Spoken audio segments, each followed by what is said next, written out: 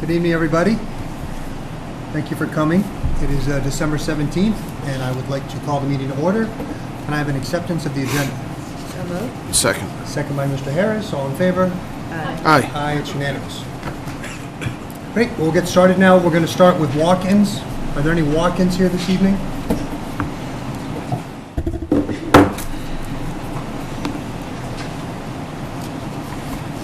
You don't have a walk-in, do you?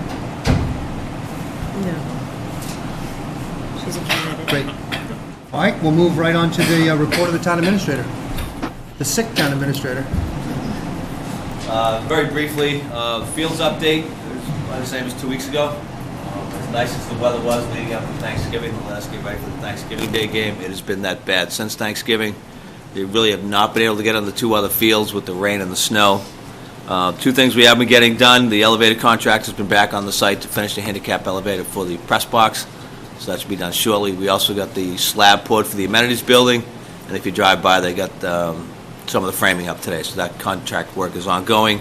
The rest of the field work is just going to have to wait now until things dry out and they can get some trucks back on those upper fields. The other thing, tonight you'll accept a donation from the Scituate lacrosse, and that will be for the construction of a lacrosse wall down in the backfield. And that's in addition to the project, so they're paying for that themselves to get us to put that in. Where exactly is that going? So if the softball field is over here, it's going to be to the left of the softball field as you look at it. So almost kind in the of area near where it is now? Almost in the area where it is now, yeah. Briefly on the water pressure reduction valves in Humrock have been installed. These need to be adjusted. The water department needs to coordinate with the fire department to make sure that the pressure is sustainable for fire operations, but those are all in. Flushing is ongoing. We expect another 2 weeks of flushing. We have suspended it right now for the holidays. We'll start after the new year, depending upon the weather. Obviously, looking out the weather, we still have plenty of water, so we'll continue doing that if it doesn't get too cold. As Kevin informed the board at your last meeting, we're going to get an update on the water study tomorrow. This is just an update from Ty and Bond tomorrow night, 6 o'clock at the library. We are still on track for the full water study for mid-January. And finally, just a reminder, we have one more Code Red alert sign-up day. That's Thursday here. I know Lorraine's gotten a couple people to come in and sign up for the updates that they're doing, but that'll be Thursday here from 9 to 11 in the Selectmen's meeting room. And that's really all I'm going to say for tonight. Great. Any questions for Jim? What's the status of the sewer down on Cedar Point? So the board awarded the contract at the last meeting? Yeah. So the contract will be It's on out, board. and He'll start designing it, yep. So they're Engineers- engineering it right now? Engineering right now, yep. I think the plan is to have it done out to bid in the spring and construction sometime For July starting start? over the summer. Probably a little later in the summer, but Let's make it August. They were hoping to get the survey work started, but the weather hasn't been very convenient. It's working against us now, so it's kind of hindered. They got to do a lot of survey work before they get the plans. And what about the construction on the old Gates School, Veterans Gym, the bathrooms and that stuff there? the first thing we're going to get going up there will be the demolition of the sea wing. I think the sea wing is empty. We did the first round of the auction. What are you getting at? About 18,000, I think. 7. How much? 7. 7,000. That wasn't any of the boats or the vehicles. That was just the equipment up in the old gates, so that's all getting out. But the demolition is first. Tony, I'll have to get you updated when they're going to start actually on the gym, but the demolition of the sea wing is first. Kevin, do you know what's going on over there? Because it's kind of a mess up there. There's only one bathroom, and it's kind of... Are they fixing something? First time hearing about it. Yeah, first I've heard of it. Can someone look into that? It's Yep. because now it's just packed with games and boys and girls and one bathroom and kind of a mess. I would hope maybe that's kind of separate from the sea wing. Maybe we can do them simultaneously. I mean, it should have nothing to do at all with the project because we haven't started anything on that. No, I know. I'm saying, can we fix it? Yeah, I'll find out what's going on. I don't think we have to wait till the demolition to... No, we'll find out what's going on. First I heard of it. Thanks. Sean, did you have anything? No. Karen? Great. All right, moving right along. We have some donations to accept. Chief Murphy?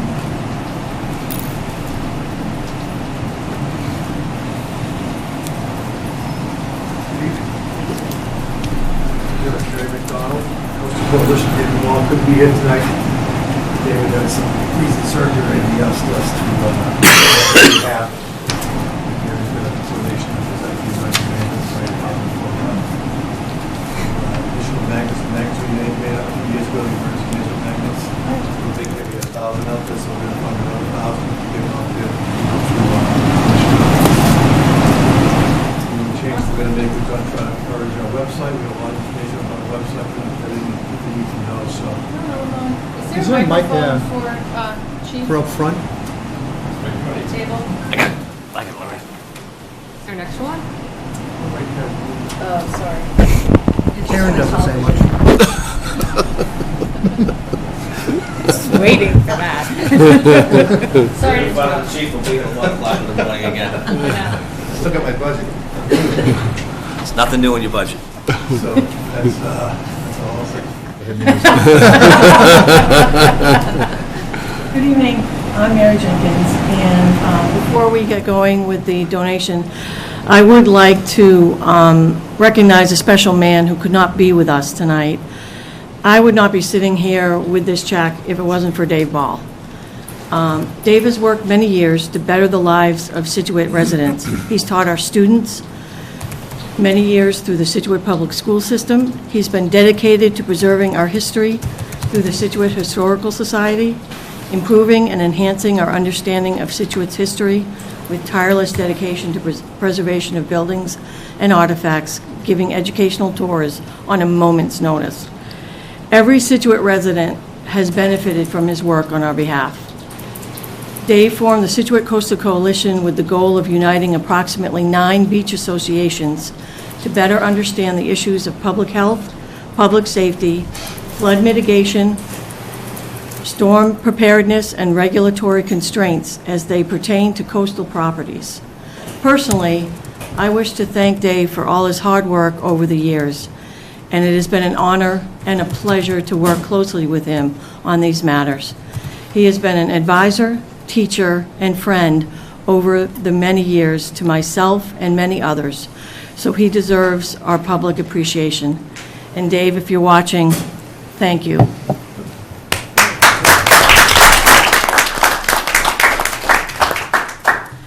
Now I have the pleasure to gift Chief Murphy $500 for the hard work of the department members of the Scituate Fire Department over many years. We recall their amazing efforts during the 1978 storm, and I was living there on Second Cliff, and it was just horrific to imagine what these guys went through out there. This is a small token of appreciation for all the emergency preparedness work and education efforts of our fire department, especially over the last several years.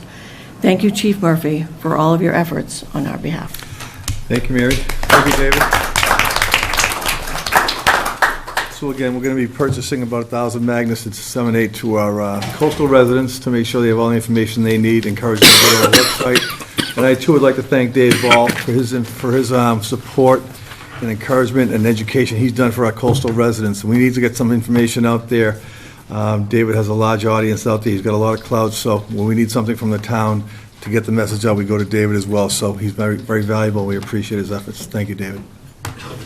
And thank you to Coastal Coalition for the donation, that's great, and like you said, you've got everything at your fingertips if there's an emergency, so that's a great choice of Great. purchase. And I just also want to thank you for recognizing Dave Ball. Sean, you've probably known him the longest, but he's been very involved, he's done a lot of great things for the town.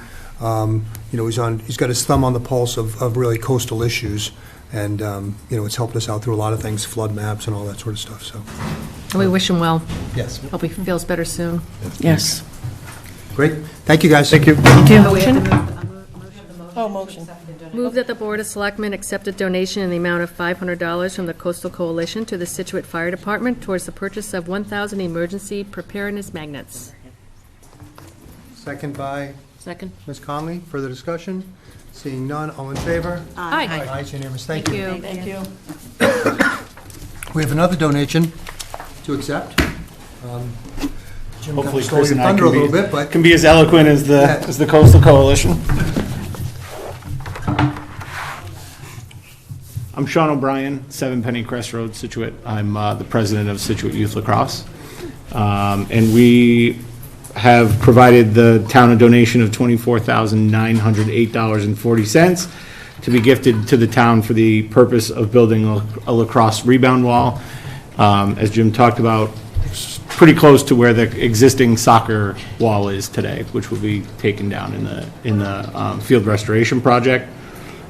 We think it's a very important project for the lacrosse community. It can be used for other sports as well, but one of the things that is very clear about the sport of lacrosse, and our kids and our parents that work hard at the game will let you know, is it gets a ton more enjoyable once the kids know how to pass and catch. It's somewhat akin to ice hockey, as far as if you can't skate, you can't play ice hockey. If you can't pass and catch a lacrosse ball, you really can't play lacrosse. So we believe this will give an equal opportunity to all the kids in town to be able to practice either with their parents or on their own. We try to encourage most of the kids to do that on their own. Try not to encourage them to do it on their neighbor's foundation or brick chimney or garage door. And a personal rebounder can cost up to, $600.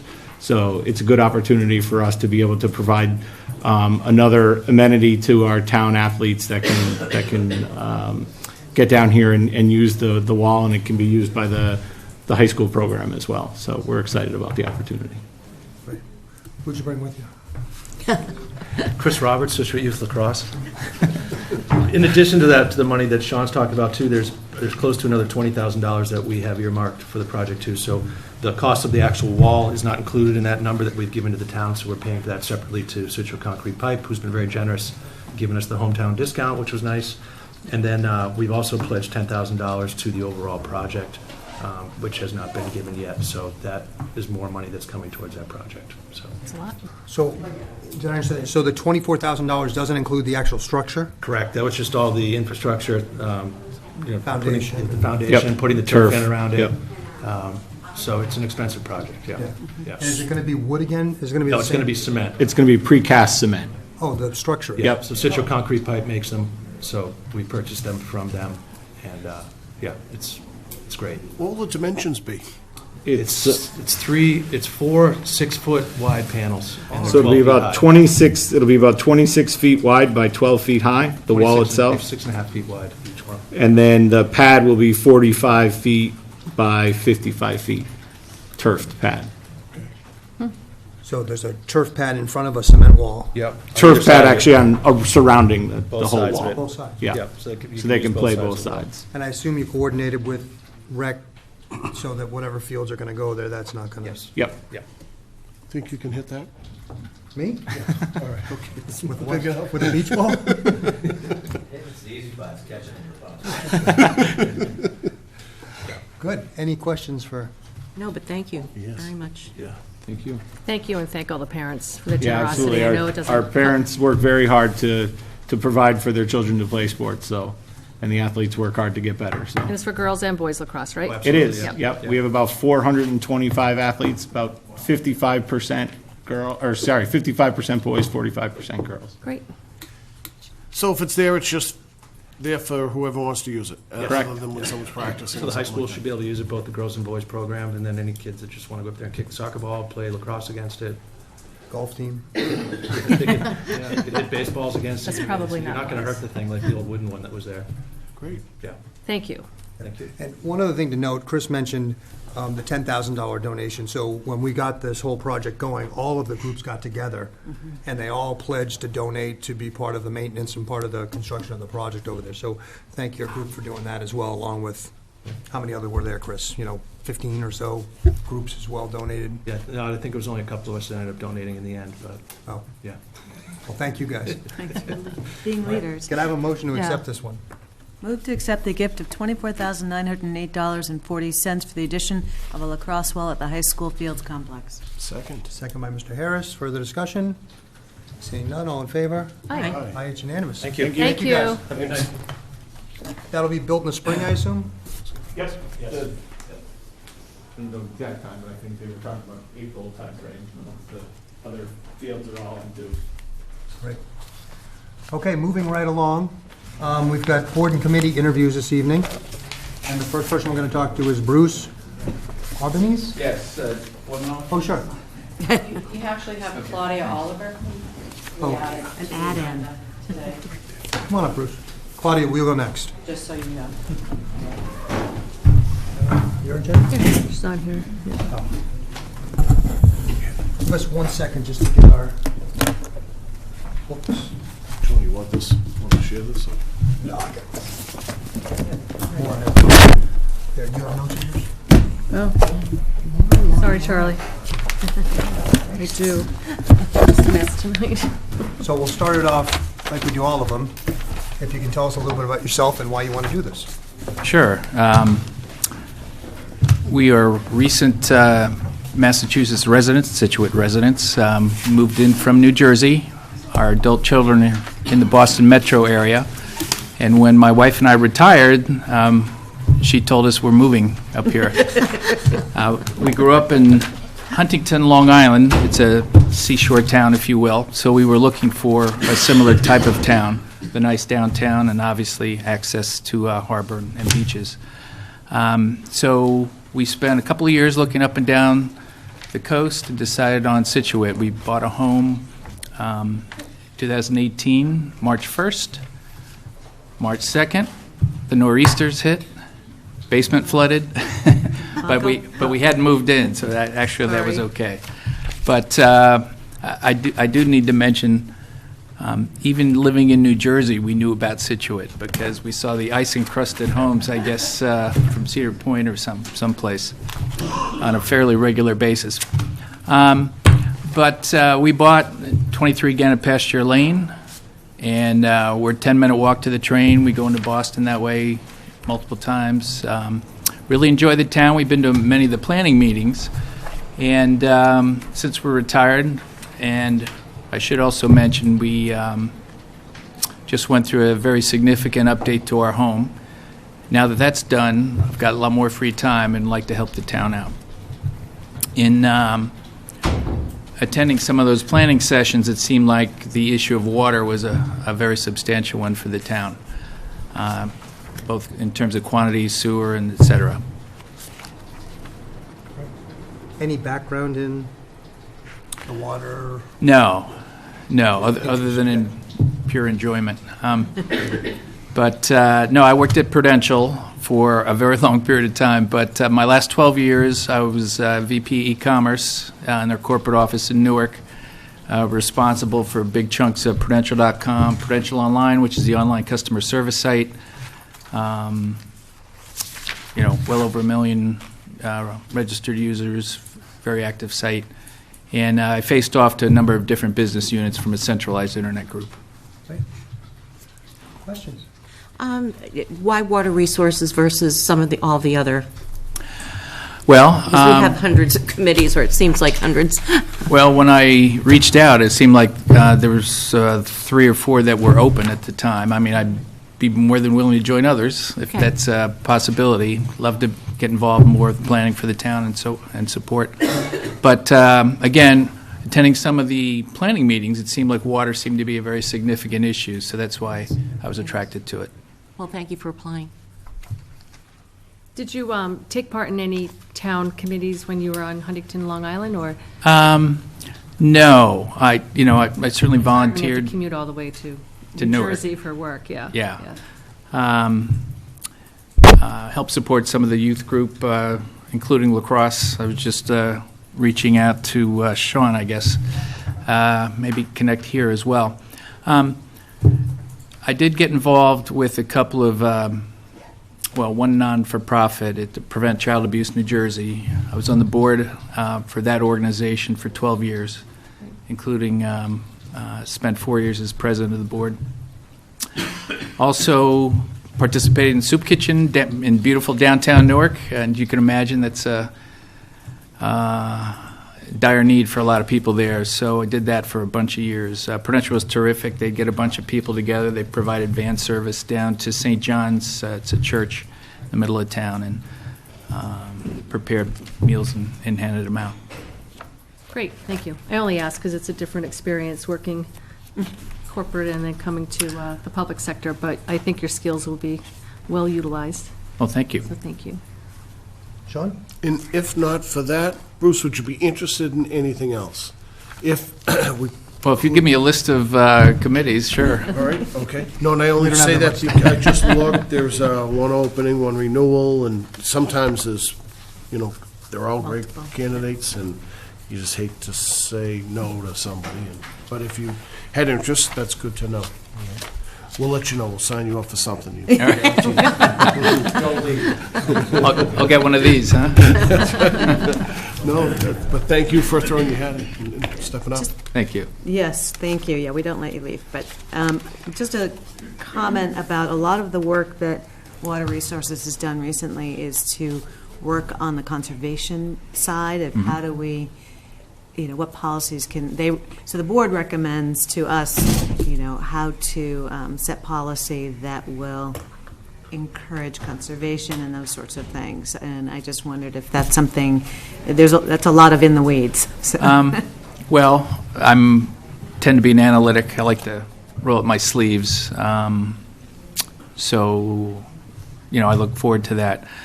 In terms of conservation, though, we've been driving hybrid cars for 10 years, so it's an important topic. Great. Thank you for raising your hand. And the only thing I'd add, and I think to Karen's point, is that the Water Resource Committee isn't only you must have gone to a master plan meeting where we Yes. talked about seawater, right? So it's not only coastal, it's all of our infrastructure, our water rates, our, water sources. So, Right. So it's both sides of Right. saltwater and freshwater.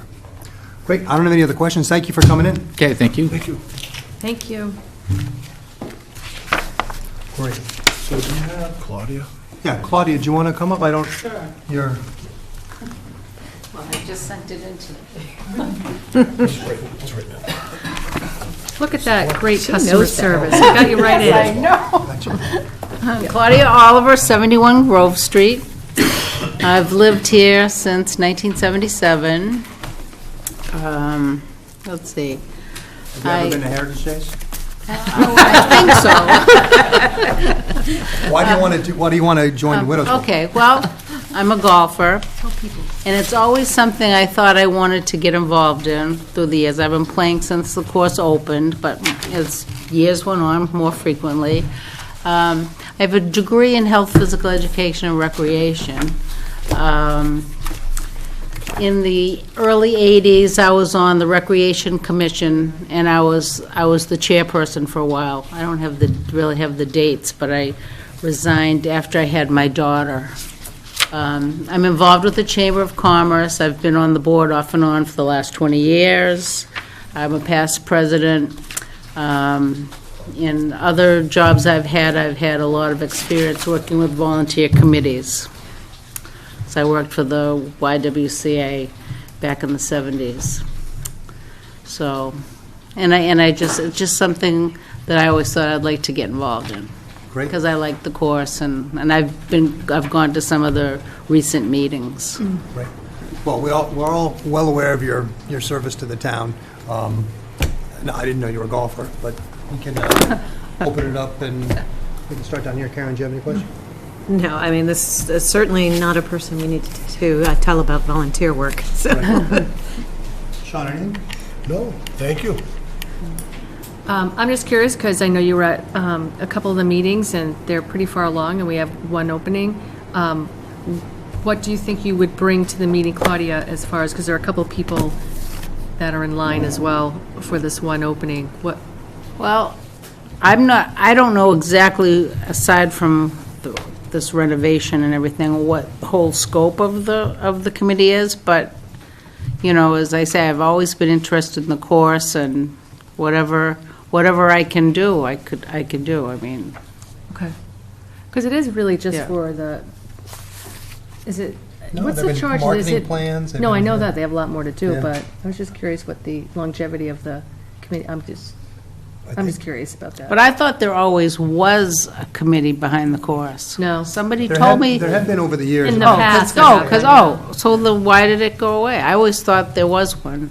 I was on Interesting. it a couple of times. Oh, okay. It seems to get disbanded every once, Yeah. here and there, depending upon what goes on. So was the intent to disband it? No. No, not this one. Yeah, No. okay. No, no. All right. No, this group has done a great job, and we've seen Yeah. great improvements, and, they're very active and into it. A Right. lot of them are, Right. the members there and Yep. players like you, and Yep. they really have a huge interest in it, so. Karen, did you have anything? No, I appreciate your background, especially in media. I know that's, a really important skill set to have, and we're happy Yeah, to have you in yeah, town. yeah. So I appreciate that. How many people are on that committee? There are 7, 6, 7, And we have one opening. one opening. And do we have other candidates? We've been We have doing a this for so long, I'm Yeah, like, we had like 20 people oh, go through the initial okay. cycle. There's Yeah. candidates, and then Claudia will be 17. Wow. Okay. So everyone on this list is still interested in serving? I would have to discuss Double that check. with them. Okay. Yeah, but it was just a year ago, right, that they, Yeah, we reformed this about a year ago with knowing that there was going to be pay down of the debt, and there would be some Yep. money to invest Right. in improvements. Yeah, And because I so- saw a notice about it, and I was just too late. Well, there were a lot that into, and they have done a great job. Yes, yeah. great. And I guess we'll ask you, like we asked everybody, is there Yep. any other committees that you're interested in, or are you really focused on this one? Not at this time, no. Great. Yep. Well, thank okay. you for coming in. Well, and, thank you, you know, we'll Yep, figure it out, and I think you'll be a okay, good very addition. good. Thank you. Thank you, Claudia. Thank you. Great. Is Andres here? How are you? Nice to see you, Anthony. Nice seeing you, too. So we met at the master plan meeting, when was that, last week? Week ago Tuesday. A week ago. He was asking questions about what's going on in the town. I suggested he call Lorraine and come in before us, and here you are, so thank you very much. You're welcome. So tell me, or tell all of us, a little bit about yourself and why you're interested. You picked water resources as well as the charter review committee. Correct, yes. Andreas Vitor, 95 Man Hill Road. Recently moved to Scituate, let's see, because we bought the house in July, found asbestos, 5 days after we moved in, so we abandoned the house for 3 months, and didn't actually take possession of the house until October. So it's been an interesting I'm experience. surprised anyone actually lives here. It's amazing. Not always that way. Oh, it's all good. Actually, grew up in Connecticut, but lived in Colorado for 20 years, and then moved to Dallas for 3. And our family is up here in lived around Boston for my wife. My father actually lives down on the Cape. When our children, I have a daughter in college and 2 sons at boarding school. They're all here in the Northeast. There's nothing keeping us in Dallas, so we moved up here. My wife could transfer for her work. I've been doing independent consulting. I'm a single shingle consultant, and consultant speak, if you will. And so I help small, early-stage companies go out and raise capital. Think of me as an internal investment banker. I come in and help companies get their stuff in order, financial models, business plans, et cetera. And by way of background, I'm a Columbia MBA, worked for a series of Wall Street firms, was an equity research analyst for almost 10 years, covering the oil field services industry, which is energy industry. Left that and got into renewables, effectively converting biomass into chemicals and fuels. So convert X into higher value Y. Did that. Water is actually a major issue in those kind of conversion processes. It's usually water or materials handling. So did that for a number of years, got to learn VC speak, and then left that. It's like anything, I was startups. 1 in 10 works, and we ran into funding issues. Our VCs had to change the strategic direction, and so that set me on my current course, which has been absolutely fascinating. I've gotten exposed to a tremendous range of companies and businesses, and I've enjoyed it. And being able to live and work in Scituate, it's great. And had been traveling a lot, so I had an opportunity to start getting involved and attending some meetings, which I have been doing. And when I met Anthony, he encouraged me. It's like, all right, I'll do it. And water, I think, is a resource that we fundamentally undervalue. Think about it. Water sells for half the price of gasoline on a per gallon basis. All right, so just take that as a case in point. And the Charter Review Committee, good opportunity to learn about governance, how the town is managed, are there ways that we can improve it, make it more efficient, and make it make the processes easier for people to be able to advance and make appropriate changes happen. And that's why I'm interested. And of the two committees, is there one, you seem interested in both of them, so it's, yeah, I wouldn't, I would do happily serve on both. great. And have you been to any meetings of either of them? I have not. Seen any on TV or anything? I have not. But you were at the master plan meeting, so it's. Yes. I feel like I'm a fast learner. I would think so. Karen? Well, I would say, in case of water resources, they're not on TV, so you'd have to actually go to the meetings or read the minutes, so that's a little more difficult than some of the others. But I certainly appreciate your background and your interest, and congratulations on overcoming the challenges of a new house. Well, yeah, it's like anything with houses, right? You never know what you're going to get until you actually get inside. Right, right. I think you'd be a great asset. I also think you'd bring some nice different perspective to potentially the Charter Review Committee. I agree. Only coming from different towns and understanding how the other towns that you've lived in operate, and maybe seeing what our former government is here today, and taking a look and see how any of it can be improved. Only because we have a ton of people for water resources too, but just trying to find a spot for folks like you and Mr. Arbonis who are new to town, because I think it's great that you came and stepped up right away, so thank you. We'll find a spot. Just on the Charter Commission, have you, to Mara's point, have you lived in a town that operates with a town meeting format? It's a very New England thing. No, Colorado is, Yeah. the counties are massive.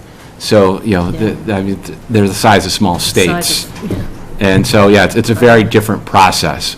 But I spent a lot of time talking with our representatives and stuff, and, at least getting involved, in that regard. But to be involved, in the way that you can be in the town process, no. It's an interesting animal. Yeah, it's very different. Very different. Much more hands-on, and there's much more of much more of a representative government model out west. Sean, Again, thank you for stepping up. What about a commitment? It sounds like you're flexible, so making meetings, things like that are not really a problem to you? No, I don't see that as being a problem at all. I think someone said earlier, Mara might have said, we're not going to let you leave. I don't think we'll sign you up for something. But no, thank you. But it's very interesting listening to your background. All right, thank you. Thanks, Anders. Thank you. Thank you. Is Brianna here? There she is.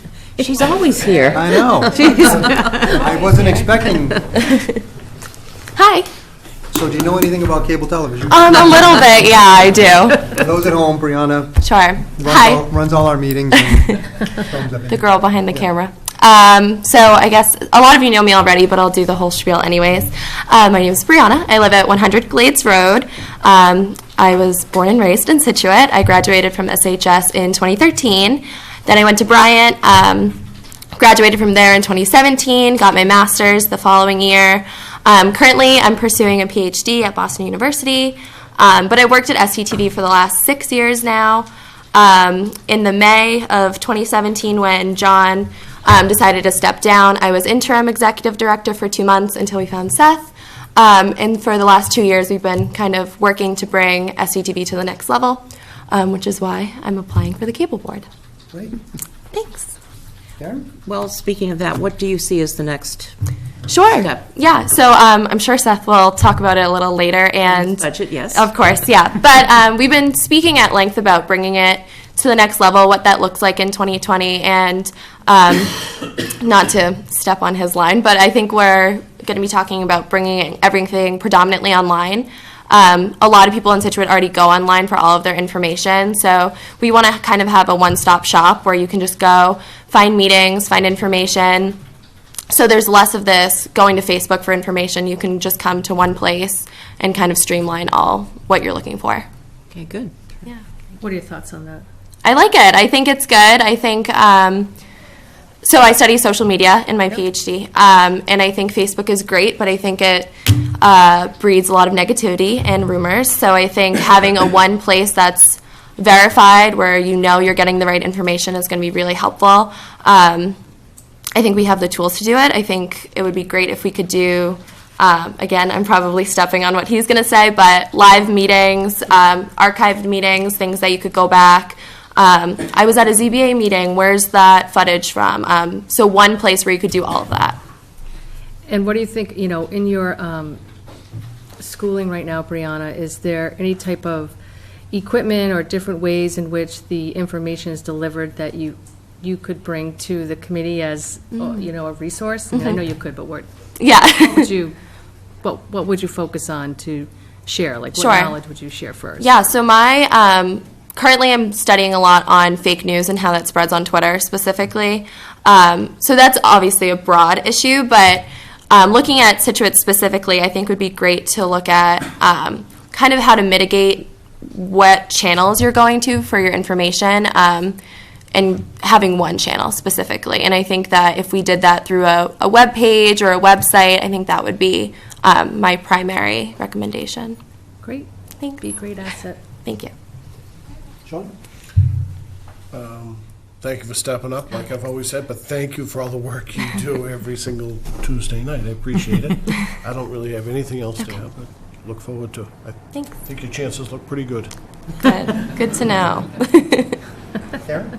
Just the one question that is reconciling working at SCTV and working on the committee. Do you see any problems with which hat you're wearing or how that works? I personally don't think so. Seth did ask me to apply and was asked from Al, who's the chair, to have me apply. So I would defer to them if you had questions, but I think I could manage it. Like I said, I've worked there for 6 years, so I kind of already know the ins and the outs. I've been to cable board meetings, so I know how it works. I think I could differentiate. And when do we get to call you Dr. Brianna? Oh, not for like 4 years, but I would like that. So you will have time for both? I'll have time for both, yeah. Great.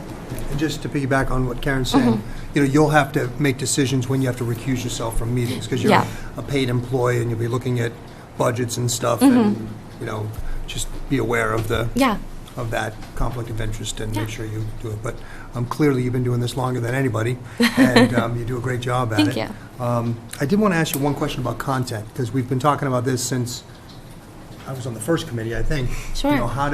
What's your ideas in terms of, increasing the content and expanding the content of the site? And how do you think that's been going over the last year? Good. So Seth and I, we do the show called Scituate Weekly.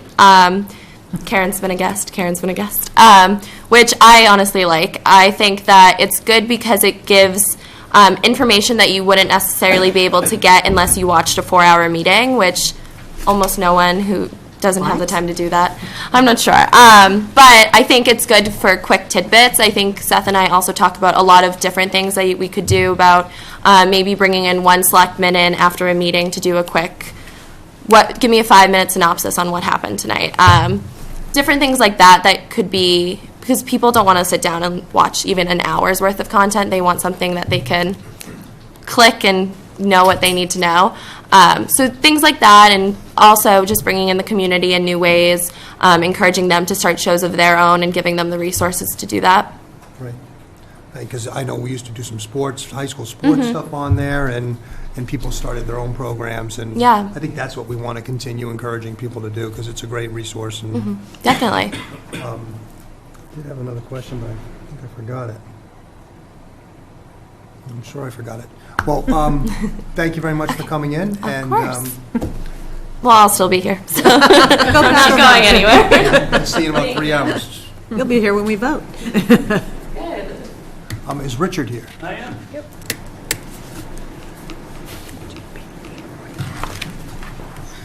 What number? 41. 41. Oh, I remember what it was. 1 second. Is there any way to get any reading in terms of who watches the show or not? Programming wise, like really from a Comcast standpoint, no. From online, yes. So if you can go to online, it's clear. Yeah. That, yes, we can see the amount of views and for how long. But not for the live television. Good evening. My name is Richard Bailey. I live at 85 Pratt Road. I've been a resident of Scituate with my family since May of 2000. My 2 sons are a product of the Scituate school system. My oldest through Gates, the youngest, graduated from Scituate High School. They've both gone off to good schools, graduated. And, I'm at the point in my career where I've got a little time to spare. And I thought I read about the Charter Revision Committee and looking for citizen members. And my immediate response was, I've spent the last 30 years in a heavily rules-based environments where I am hired by private equity companies, public and private companies, to go in and restructure them when their owners feel that they are not performing. I've done it with public companies, so subject to SEC rules in operations in accounting. I've done it with private companies. I have done it in many, many states over the course of the last 20 years, including from 2013 to 2018 in Long Island, where I ran a vineyard and a winery, which was an interesting period of time. What I've learned over the course of that time is that, and what I've had to do, because of the fact that, I don't generally go into good situations. I go into situations where the ownership and the shareholders are not satisfied and want something to improve. So one of the first things I do is I go in there and I try to analyze, the general problems of what are usually self-apparent. Fixing them is not generally self-apparent. So what I have developed over the course of years is a way of looking at, for myself, is a way of looking at people, process, and products to make sure that, that the company that is going to be fixed has a product that somebody wants to buy, B, it's got the right people in the right place, and C, it's got the processes by which it can flourish and thrive. Hence the reason why I thought the Charter Review Commission would be kind of interesting. As an aside, I got my start in 1980, was an assistant to the mayor of New Haven, and in New Haven, Connecticut. In 81 and 82, I staffed their charter revision, which was interesting. Interesting. It's a tough city politically. So I when I saw that this was available, I've got a little bit of time now. I've still going to be traveling a little bit. When I say a little bit, that's probably 1 week a month. But I did think that my skill set and the things that I've learned to do over the course of the last 30 years would be of value to sit there and hopefully help the town of Scituate affect structural or constitutional change in a way that is viewed successfully by not only the electorate but obviously by the Attorney General, because they have to sign off on all those things. So with that in mind, I made my application and was glad to be invited in to speak with you this evening. Thanks. I'll start with Karen. You ready? A couple of questions. Sure. Obviously, in 19 years, you've had a chance to see how things work and don't work around town. Have you enjoyed town meeting? Have you gone to the? I actually find the town meeting fascinating as a last vestige, as one of the few vestiges of the old colonial government. Mm-hmm. You don't see that anywhere else. I mean, that's really. I mean, I heard somebody say it's a very New Englandy thing. To me, it's a very Eastern New Englandy thing, because I'd never heard of it growing up. I'm from Connecticut, grew up outside of New Haven. I had never heard of something like that. You had representative town meetings, you had RTM boards, but you never had this, this town meeting that you have, so which I think is kind of fascinating. And it's a wonderful throwback to the way things were done back then, and everybody gets a vote on, not everything, but pretty much everything. And I just found that to be a fascinating, it would be fun. So one of the things we decided in doing this was setting up a committee versus a commission. And a commission is an elected board. It's a process to get that all organized that would have the ability to recommend real structural changes, like to the town meeting structure. Mm-hmm. The committees will be limited to what's the word? They can't, statutorial changes, they cannot do statutorial changes? Elected officials or town meeting, basically. Right. So it's really looking at the document with some limitation on what, I would imagine at the end of the day, the committee might say, we got to look at the bigger picture. But that right now, there's a lot of nuts and bolts stuff that just needs to be looked at hard. So I just wanted to make that No, that's fine. I understand that, you know, and again, you know, as I just said a few minutes ago, I mean, you know, you've got to produce a product or a set of rules or rule changes that the town meeting's going to approve. And then, you know, so I don't, you know, see this as something as, you know, huge structural change, quite frankly. You know, and I would be nervous if all of a sudden we started veering off, you know, mission creep going off in the way, so that we're trying to enact huge structural change. I have learned over the years to be an incrementalist on matters such as this. So, and obviously, and one of the great things you want to do is you want to sit there and look at the unintended consequences of what you're proposing and try to think those things through. Unfortunately, or fortunately, my career has allowed me to think of a lot of unintended consequences. And so I think that that would help in my deliberations. And they give great skill set. Thank you for volunteering to come before. Thank you. Perfect fit, I agree. Richard, anything that jumps out that you'd like to see changed?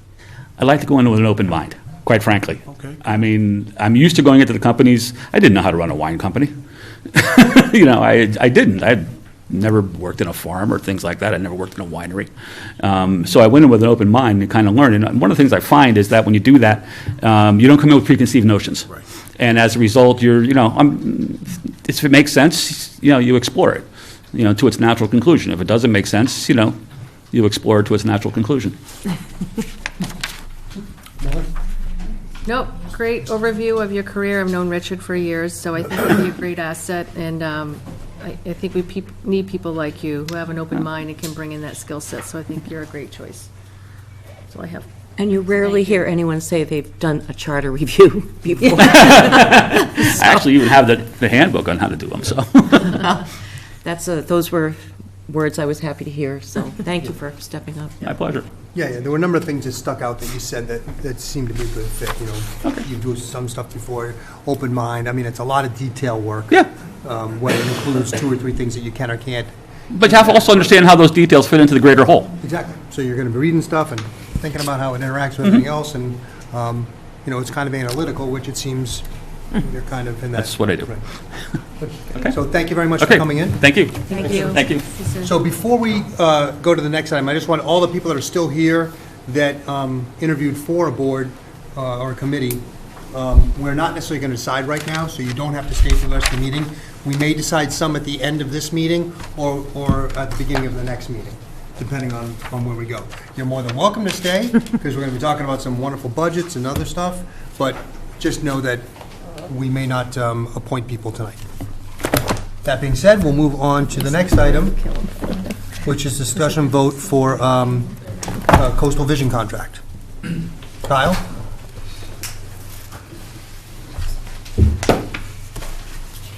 Our coastal management officer, how are you? Good, how are you?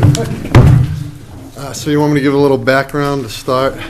We've read the material, but you can give us a quick overview. Oh, okay, yeah, sorry. So basically, in 2018, the Consensus Building Institute interviewed the residents, business owners, civic leaders, and town leadership to find out what they thought the strengths and weaknesses are of being a coastal community. Those interviews were compiled into 4 recommendations. One recommendation was to do a coastal visioning process with focus on the harbor. One was to convene conversations about managed retreat. One was, to increase the public awareness.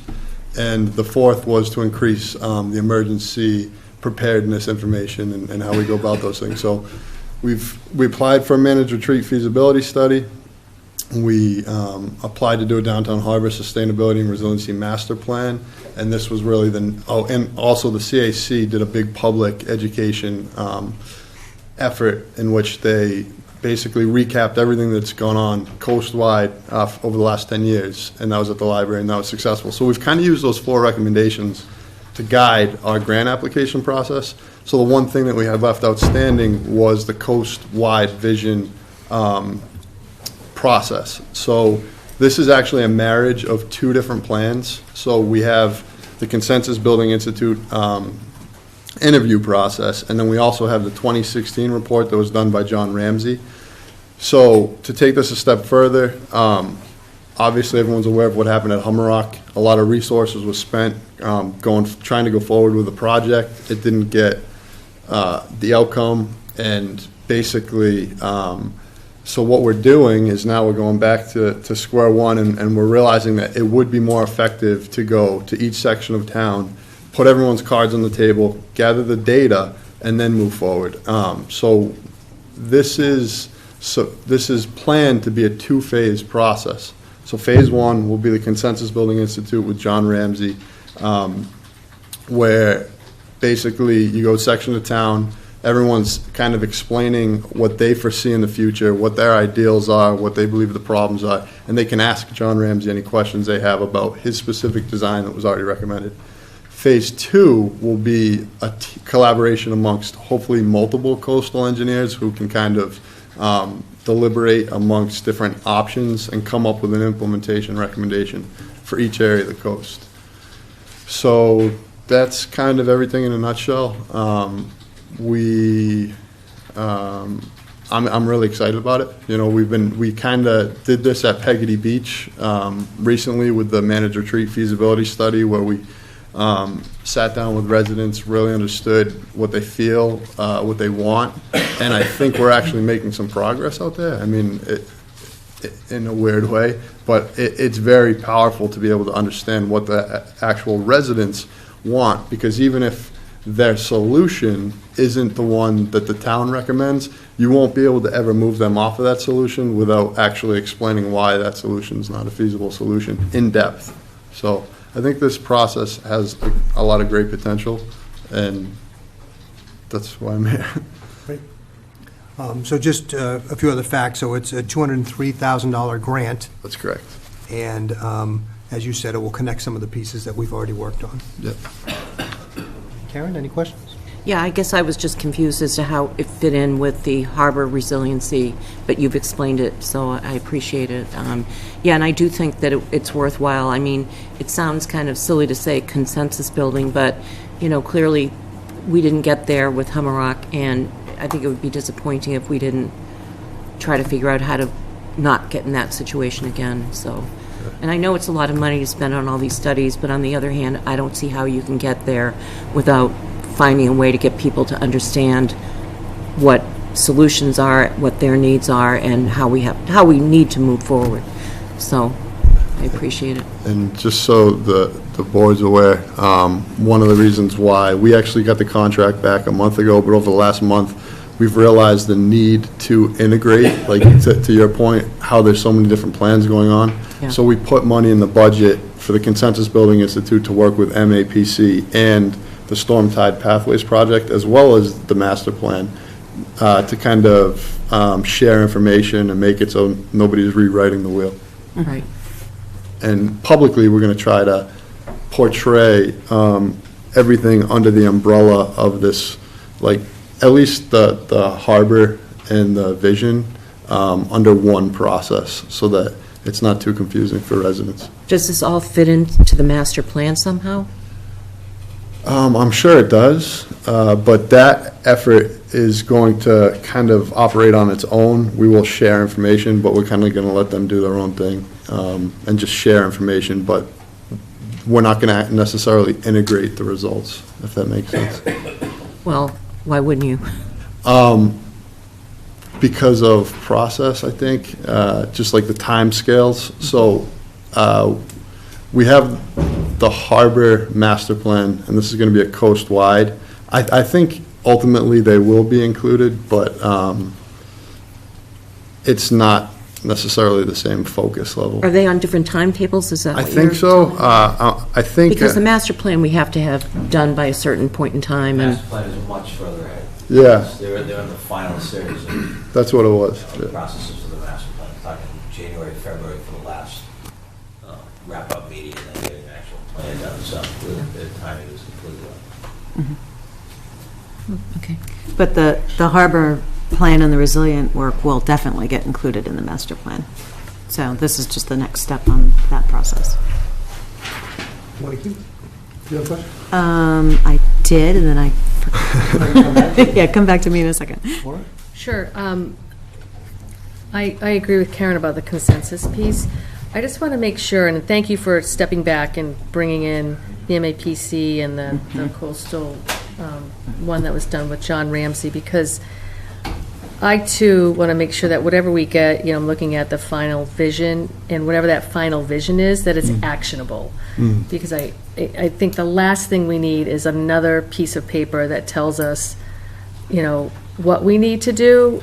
I want it mapped out. Like, that's my number one ask, is that it's mapped out with a timetable, with finances, because that's always the thing too, right? We get all this vision, but nobody maps out how much is the potential cost and how are we going to finance it? Like, what do we have accessible to us? Yeah. So that's always been a challenge for me as we continue to look at our coastal planning, is how to pay for it. And, we all know that we're sitting here for years waiting for money from FEMA to repair things and whatnot. But, I mean, that's something that if anything, if this group, and I know it's mostly residential and bringing folks in, but if there's a component of it where we can really identify what federal funds are out there, and state funds beyond the seawall dam fund that's going to go to more dams probably in the next couple of years, and seawalls, because we've gotten a lot of it, but that to me is what we are faced with as a big challenge. I think that's a great idea. So just to that point, the second phase, which we still have to apply for, is called the 10-year implementation strategy. So it's going to be exactly that, and I will make sure to add in to our application to have a component to identify funding sources. Great. Thank you. Thanks, Kyle. I remember what I was going to say. I just wanted to point out, because of it's very rigorous to get this kind of grant, and it's based on what's worked in other communities. So I have a lot of comfort in that's it's money well spent, and that it will lead us to that place. Involving MAPC is just a whole nother treasure trove of involvement, expertise that I think will really enhance the project. So thank you for taking that step. Oh, no problem.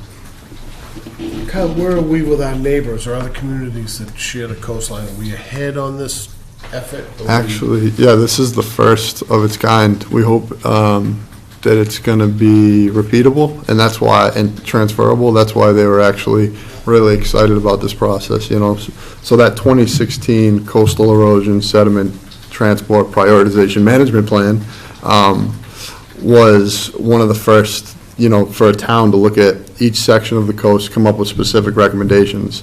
So CZM funded that. And now we're basically saying to CZM, look, like, here's what happened. And now we have to go back and kind of solve large-scale problems that are going to be across the board, easements, things like that. So they were very excited, and they're kind of, they want to be very involved in this process because they do think it has the potential to be repeatable. And then I think what did happen, to Mara's point, what happened in Humrock, and I was just on the outside of that, not involved like she was, but you're probably going to find that same resistance. People don't like change, and so what do you do in a case like that? Do you have a couple different things going on that you might be able to shift your focus? I know, so if we use Peggotty as an example, Right. The residents were interested in moving back and up because there's a piece of town land there. So we explored that in depth, and, we spent the money to do a comprehensive analysis of that, and we presented that last week, MAPC did, to the residents, and they showed, and just to backtrack, all the residents wanted to move back and up. There wasn't anybody that was really thinking about any other options. So we presented, how hard that would be, and we didn't say that that's not still an option, but once they actually understood the length, and we really took the time to explain, okay, these are all the regulations that would be required. This is the time it would take. These are the state agencies. This is the town meeting vote. This is the state legislature vote. They started asking me. I had a resident come up to me after and say, could you please send me information on being bought out? So just by the fact that we explored in depth that specific first one that they wouldn't think outside the box on, they then were able to because we had those conversations. And it does take time, but, it was really encouraging to see that there was a change in perception based off of exploring in depth. Well, there's a good example, because Karen and I have seen Peggotty change, since we've lived here. that's for sure. Thank you. Yeah, no problem. Thank you, Yeah, the guys. only two topics that and have been mentioned also is, the cost that Maura mentioned. We really don't want to do another plan that's going to say, here's a $100 million fix. That just isn't feasible. Right. So I'm hoping that when you do your plan, that, there may be a $100 million fix, but we got to have some options that are going to slowly move us in that direction for a fee that we can actually pay. Right. So it just can't be the big picture. There's got to be baby steps to get moving in that direction, is I what I'd agree. like to see, a stepping stone process. And the other thing is, you mentioned Peggotty, and it's easy to get 12 people in a room and talk to people, but as we do other areas of town, I just hope we get enough people that are giving you the full view of the population in that area, not just the 4 people that have a problem, or, the 7 Right, people that right. live in this part and are impacted a certain way. Yeah. So, and I know you don't have a ton over that, other than advertising and having meetings and giving people the opportunity to show up, but that's one of my fears, is that we go down these initiatives and we really don't get the turnout that I think we hope, Right. that are looking at the full picture. Yeah. So, and I know you'll take every step you can to make Yeah. it known to people and get people out there, but any way that we can make it interesting for them, timing, length of time reasonable, so that we can get the more people involved, the better. That's great insight. And the Consensus Building Institute is actually contracting with a group that's specifically focused on being the best at reaching people. So we hope that helps. Yeah.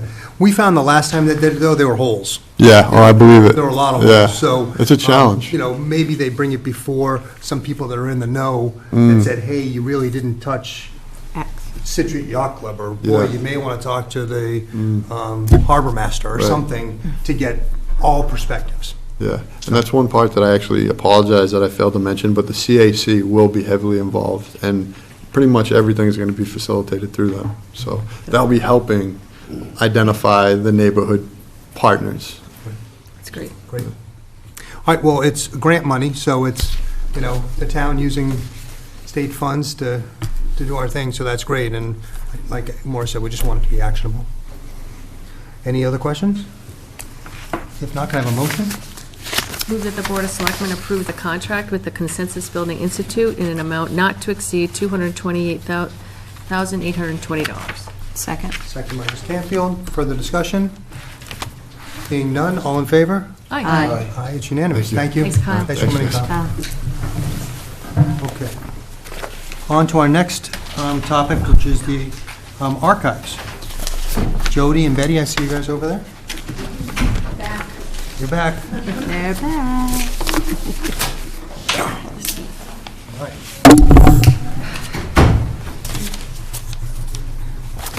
Elizabeth Foster, 201 Front Street, in Scituate. Jody McDonough, 45 Hollitt Street. Just to give you a little background information, there is no confidentiality. That's not the word I'm looking for. Yeah, confidentiality policy as far as town records are concerned, and we hold a great many of them. We hold personnel records, which are sealed until the death of that person occurs. We have executive board meetings from the Board of Selectmen, a great many records that come down from the town administrator's office, and they are sealed for legal purposes, the problem being that there's no real policy to seal them. So we've come up with a tag system, and Jody did all the background work on it, all of it. It has been vetted by Kathy Gardner, and she is the one that's in charge of the records in the archives, and by Bob Clark, who's the Human Resources. He made a few minor changes, and that's the story. My ultimate goal is to get them all in one area that we can lot, but we don't quite have that space yet, but looking forward to it. Well, it seems clear that we need a policy in place. Yes. Thank you for putting it together. Karen, do you have? Yeah, I assume this squares with state law. in terms of... It does. There is no state There is, law, believe Well, it or not. there's such thing as freedom of information requests, we all know. So does this comport with the Freedom of Information Act in terms of people being able to request records? it makes provisions for people to access records, but the confidential records will not be available without Kathy's approval. That seems... Does she have that authority? It basically carves out what are considered confidential records. And That's what it does. it is square with state law? Yeah. But state law also... Yeah, there are records that are, yep. Are confidential records and when they can be released, et cetera. Yep. I just don't want to set us up for some sort of a lawsuit from the Mariner. So, that would be my only question, but thank you for doing the work. Thanks to Jody for doing the work. Well, I know Jody and her research skills, so. So do I. I'm sure she dug pretty deep into this. I was surprised that we didn't have any type of policy on this, so. I actually went to the I- state archives, and they don't have And they a don't policy. either. They don't have any. So I kind of scooped it from another institution that came up with this. So I gave you what the Mass State says, and, you know, In the beginning, yep. yeah. Right. Okay. And each component that is under each general law.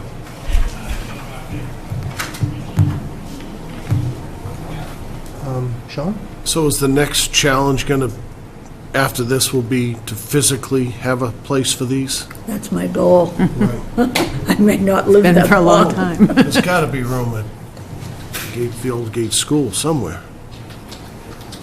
That's just what we want it to be, a filing cabinet. Yeah. No, but it's 90,000 square feet. There's got to be, Filing cabinet. there's got to be some place. Be nice if the pipes didn't drip on the books, though. Just And saying. have it climate controlled. and- I realize that. I realize that. It's like downstairs. Yeah, right.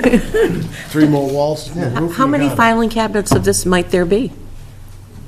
They're not filing cabinets. They They're come, they come down in boxes. And some of them are They just... fit in this room, or? Oh, yeah. yeah. Okay, for I'm sure, just for trying to sure. imagine. I mean, we're talking about a 380-year-old town, who knows about all these records, so. I don't think they cared about confidentiality in the early years. No, I thank you for all your work on this, and I know we're in good hands for sure. But once again, Scituate is in a position, just like with the coastal zone management, to lead the way for the state. So, good for you. Maura? Do we, Jim, to you, do we need to have council look at these before we enact them or approve them? Just sort of Has seems. council looked at them yet, Lorraine? Do you know? We should probably just send them off there. Yeah, Yeah, I a would quick think look. so, before we approve anything. Yeah, I would send them off, just to be sure. So you'll take care of that? Yeah. And this will really be just for knowledge based of people dealing with the archives, and it'll be in our manual, right, Jim? I guess it would just go with Yeah, our in a policy book of manual. policies, yep. Because people have access to the archives when we're not there. I mean, the archives are only open 4 hours a week. Right. But people have access, so it's nice to have it be The rules posted. there, Documented, yeah. That's great. These are separate policies, not Board of Selectmen policies. These would be the archive policies. Right. for the Sure. town clerk. It'd be in The only the, policy. yeah, but it'd be in the town's book of policies, so someone could easily access it, right? I mean, that's, I assume that's, it's got to be somewhere. Yeah. It's not going to be taped on the wall. So, And great. magnet. Might be. Yeah. Thank you guys for putting the effort into this, really needed. You're welcome. Do we need a motion? Thanks, Jody, thanks, Betty. Well, you want to have it go to council, has to so go as to long council as first, council I would- doesn't have any changes, we can just approve it at the next meeting. They don't have to come back. Great. Awesome, thank you. Thank you, guys. Thank you. Okay, next topic is DPW contracts. Kevin Cafferty?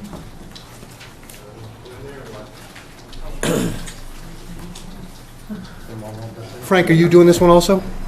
Or Sean? Frank. All three. All three. It's a party. We like diagrams. Which one's first? Whatever one you want. I'm fine. Right?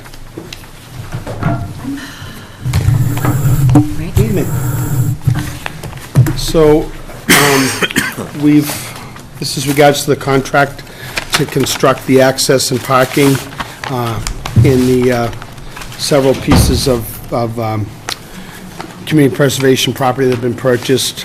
And after a pretty arduous process, we have come to finally get a proposal that we can go forward with.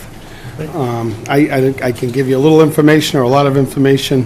Start with a little. Okay. So the contract went out to bid and was over budget. We pared things down, rearranged some things, and went back out to bid.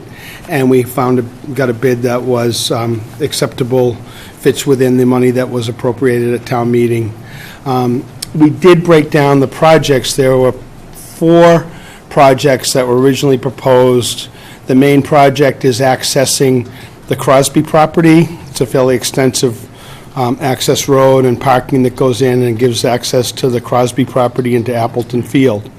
And then there's going to be a parking area. And along with that parking, there's also going to be some handicap access as well, and a portion of trail. And then there's a parking area at Bates Lane. It's a small amount of improvements to the Bates Lane because that's a fairly narrow road, so there's some turnoffs. There'll be a parking area created about a third of the way up Bates Lane. Beyond that, there'll be a handicap trail, accessible trail that will take us to a pine grove and a nice area up Bates Lane. These all include gates and things so we can close them down at night and have security and things like that. So then the Bates Lane parking and access, and then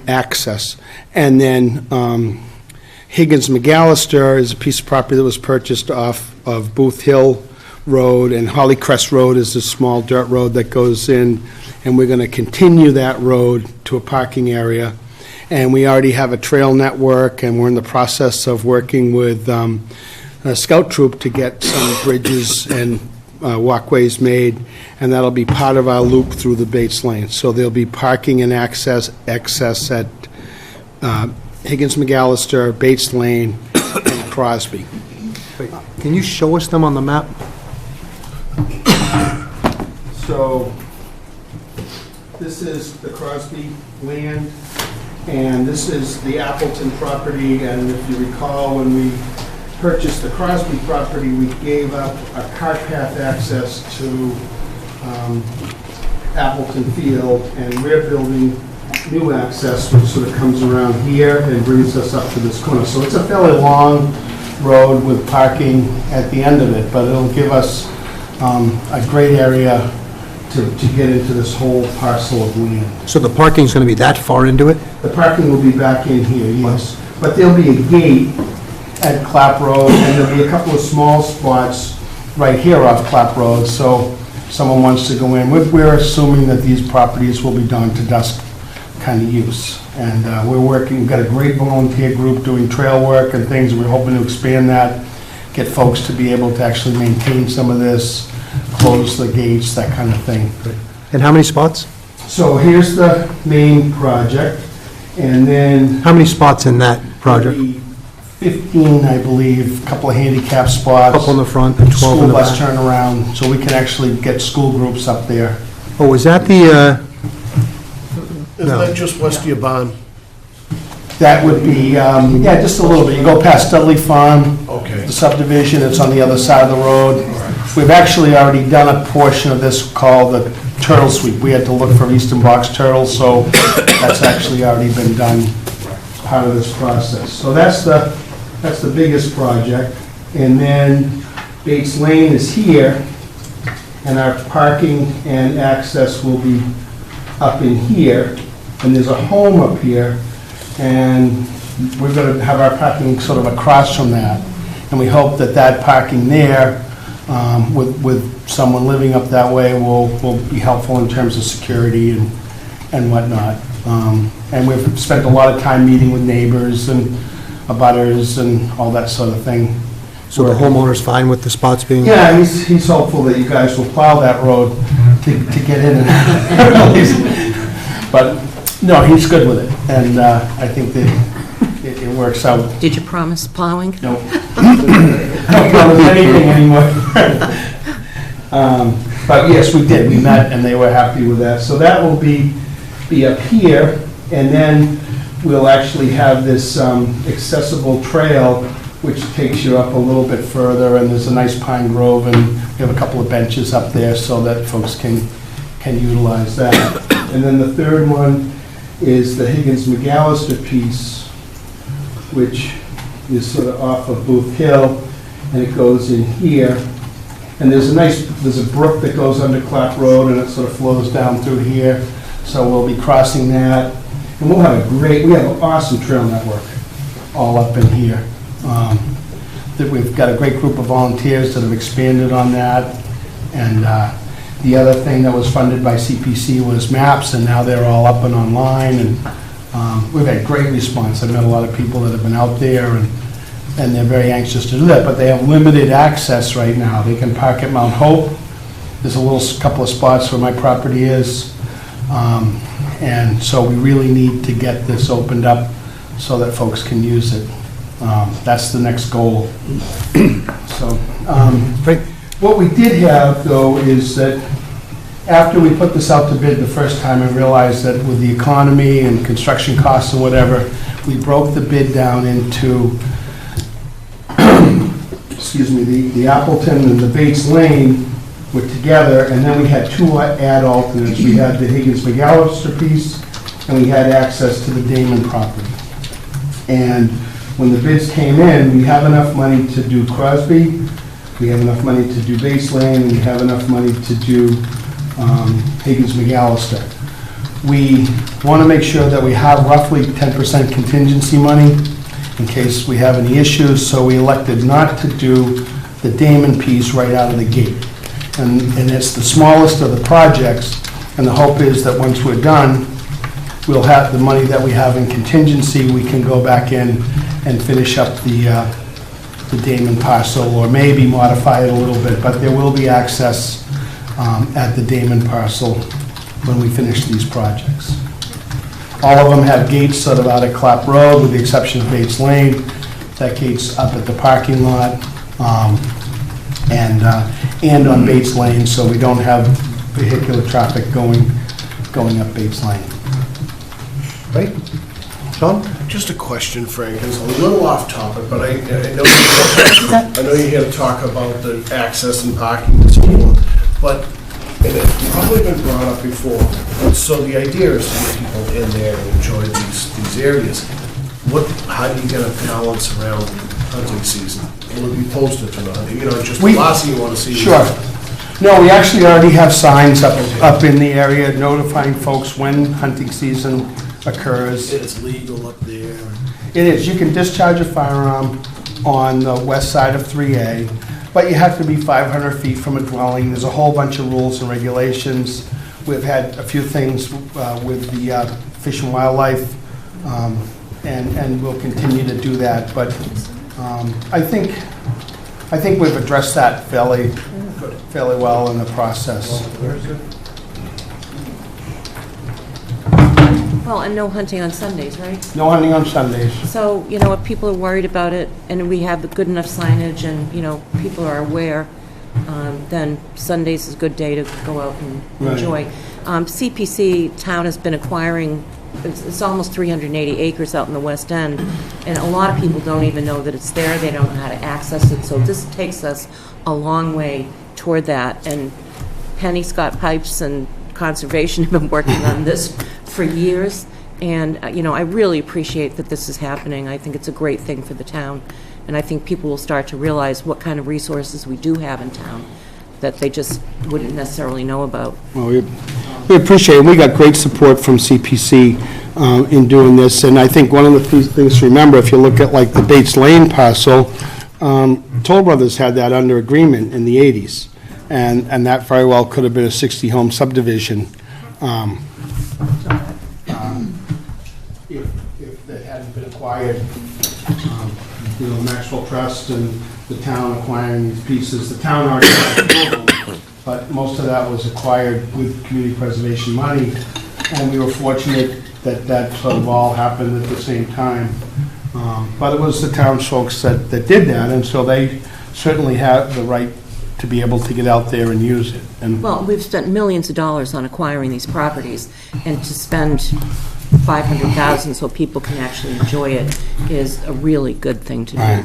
I get jealous every time I go over to the back roads, over to South Shore, to the Hanover Mall, and I see all those nice walking trails and ours will be better. access. Of course they will. So, thank You and I will go out there. No, we won't. I'm not a nature girl. Karen, you went to almost all the way to the end of that. I know. And still approved. And she didn't trip. Look, she's still here. In a snowstorm, and it was sopping. No, Frank, thanks. I mean, it's been 2 years. I was just looking at how long this has been going on, so I know you and Paul Scott and Marla, everybody has been working really hard to get this done. Couple questions. Is signage, is this just for the construction of everything, or is there any signage that's included? Kiosks, well, actually, we've already, we're utilizing the South Shore Vocational School. They're going to make us 10 kiosks. Okay. And then those will be posted at all those Well, different even simple areas. things that there's more parking spots inside, so they're not parking on Clap Road, especially for the one that we're going in at,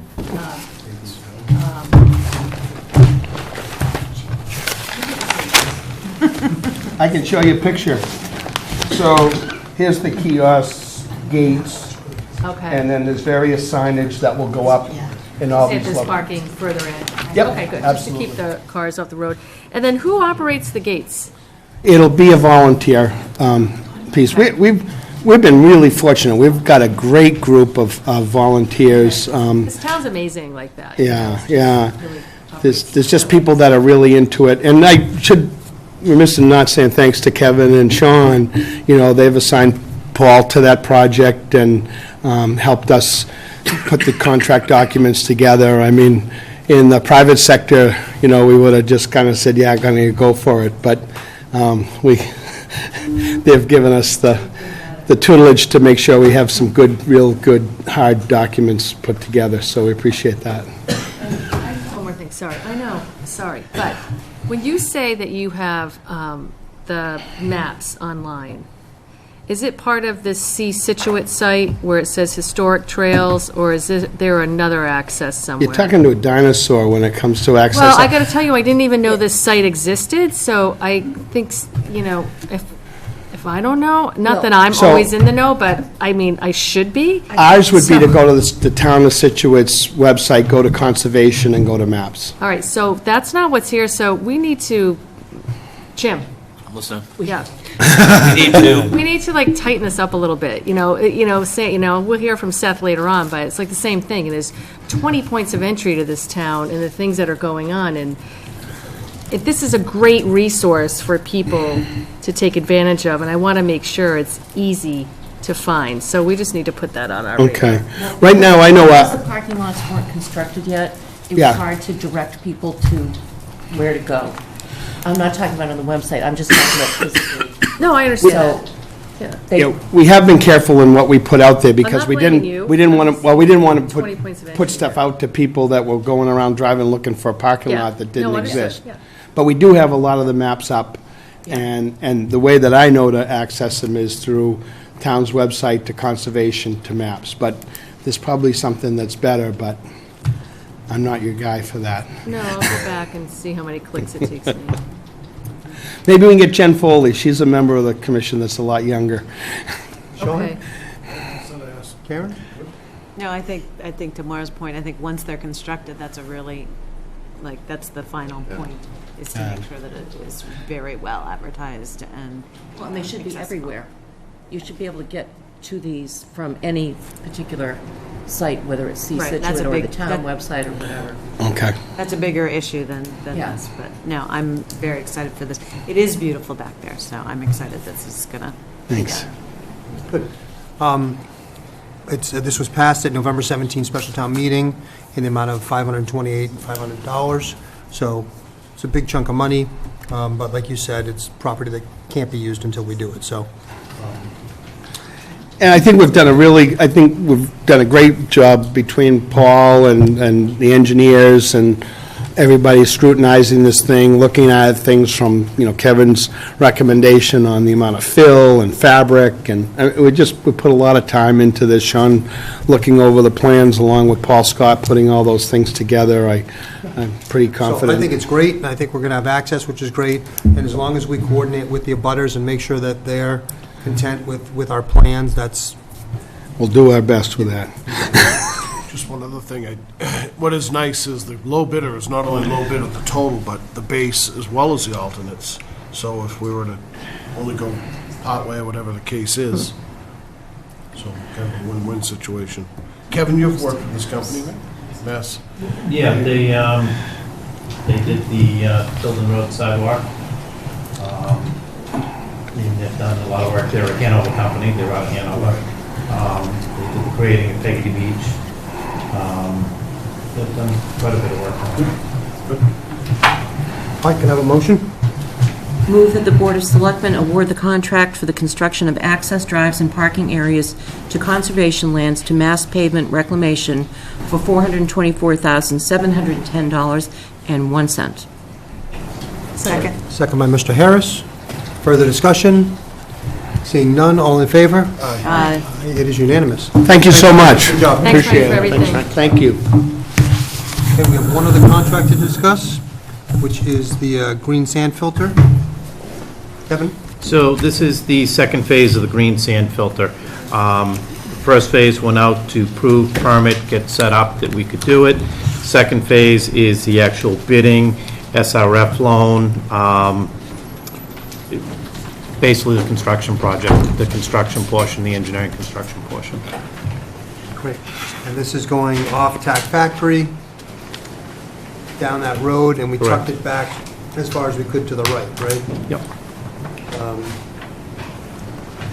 So will this bring it to completion?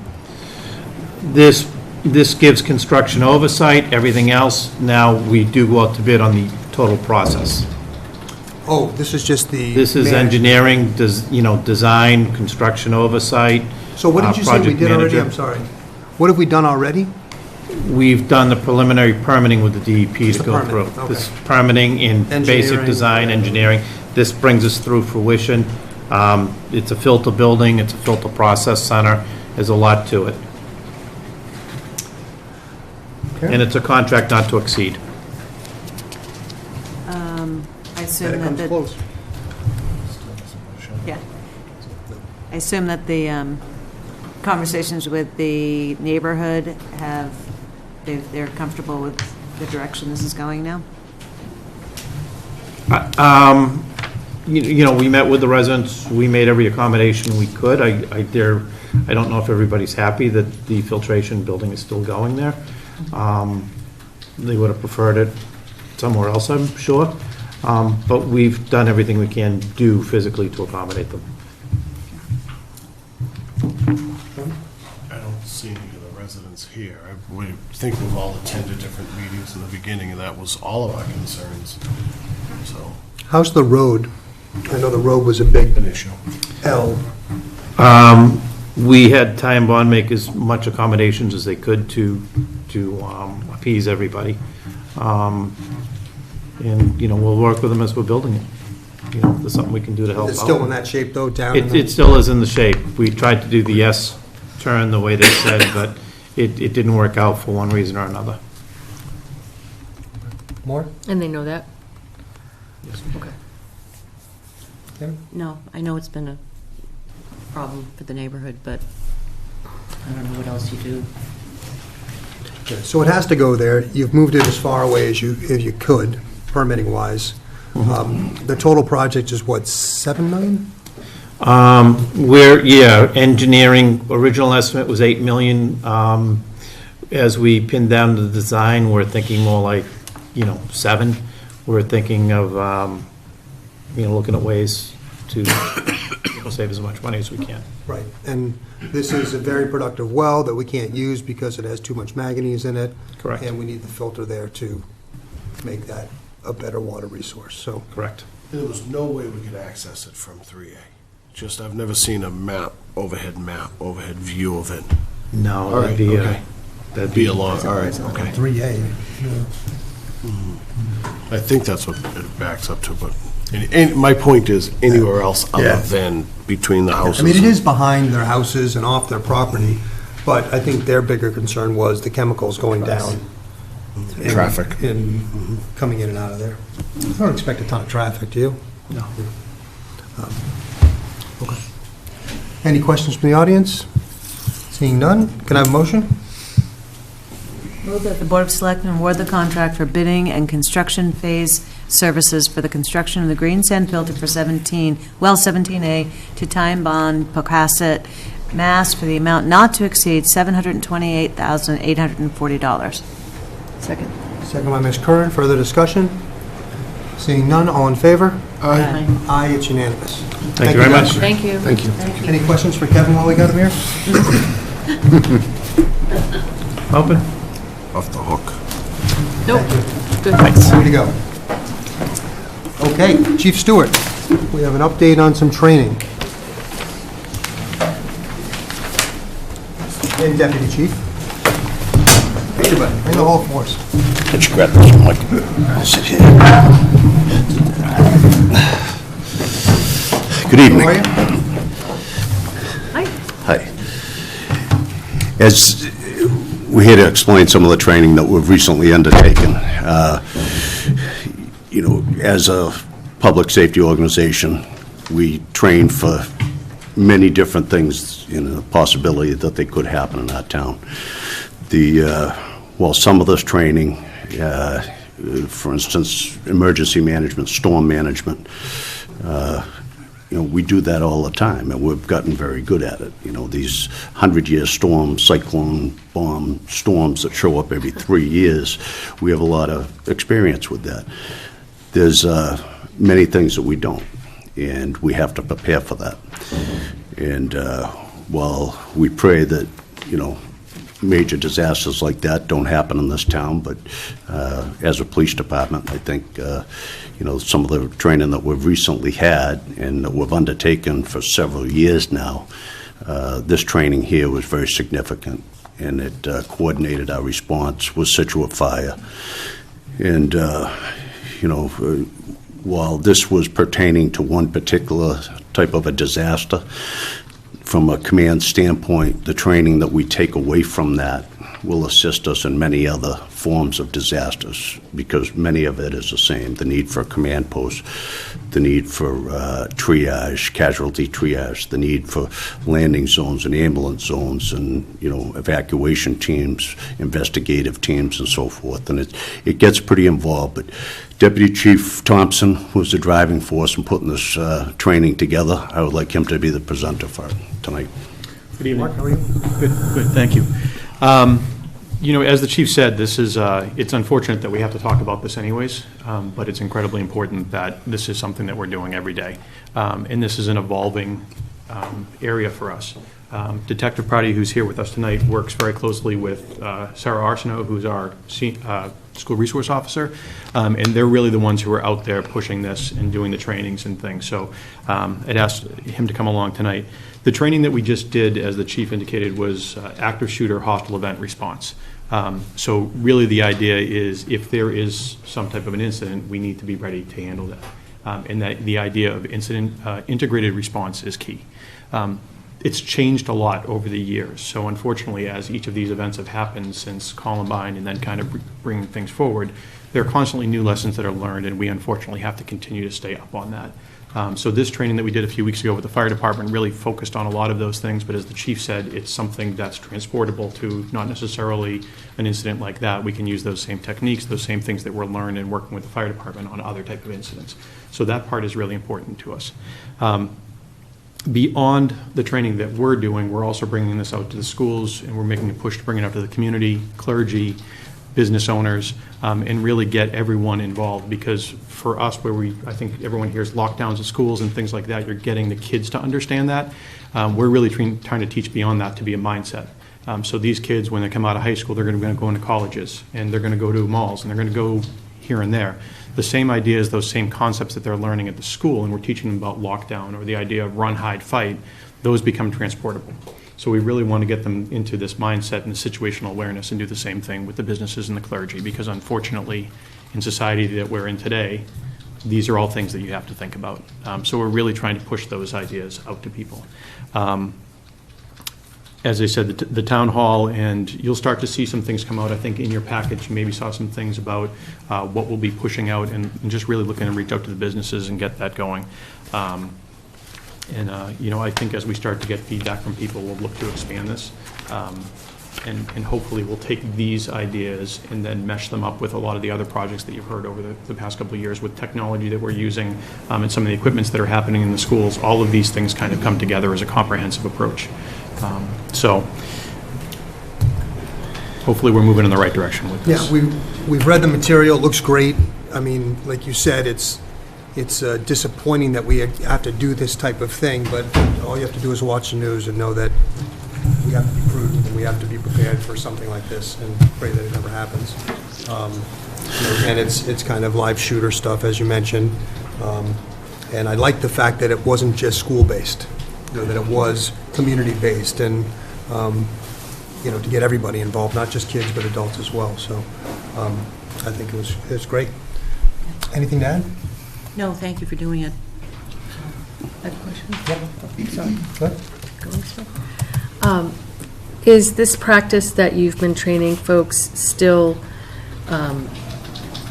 like cutting edge at the higher ed level as well? Because a lot of our kids are going to go from here right to college, and are they going to be able to just take this with them, and it's something that will be reinforced when they're there, or are they going to learn something completely new? That's the idea. The model that we're using is run, hide, fight, which is what's embraced by Homeland Security on statewide, and really with that exact idea, so that when they leave Scituate and go off to wherever they're going, they're following a model and national best practices, so they're not, hey, we were shown one thing in Scituate and all of a sudden it changes.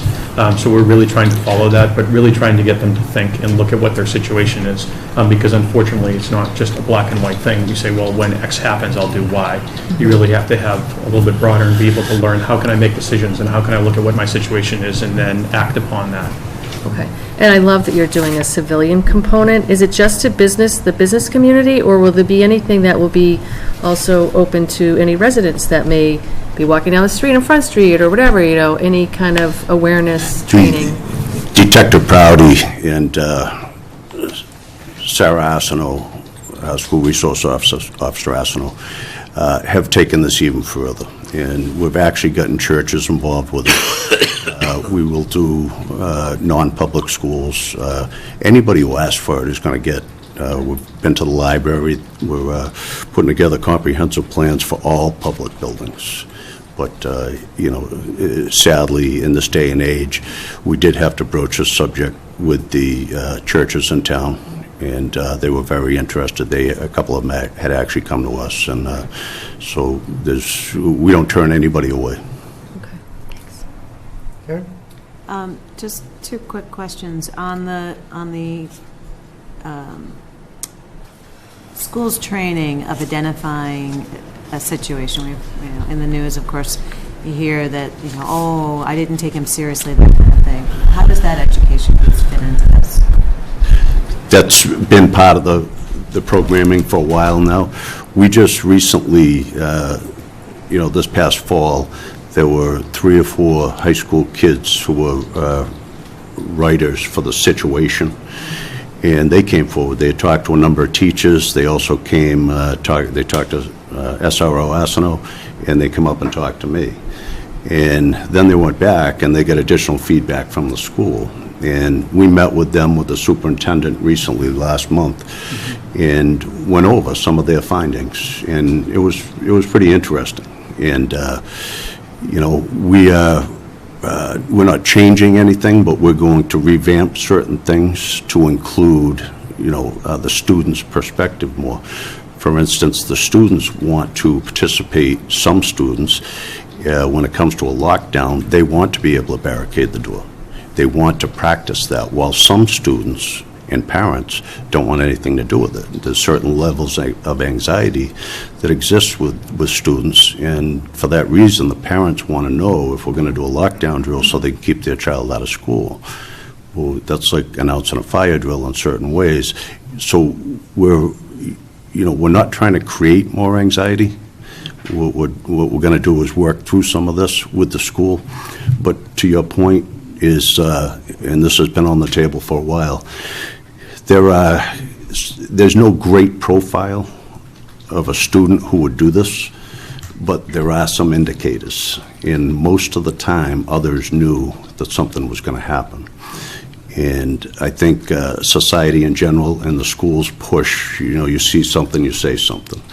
And I was actually, when we met with the kids, one of my comments was that, we've all seen a student who is kind of at the back, has different interests, dresses different, might, like certain things. And there has to be a staff member at every level that tries to wrap their arms around that kid and come up with some common ground so that they know, and that if anything is wrong with that child is apt to go to that school administrator, to that coach, to anyone who can help that child through a difficult time. Whose job is that, Mike?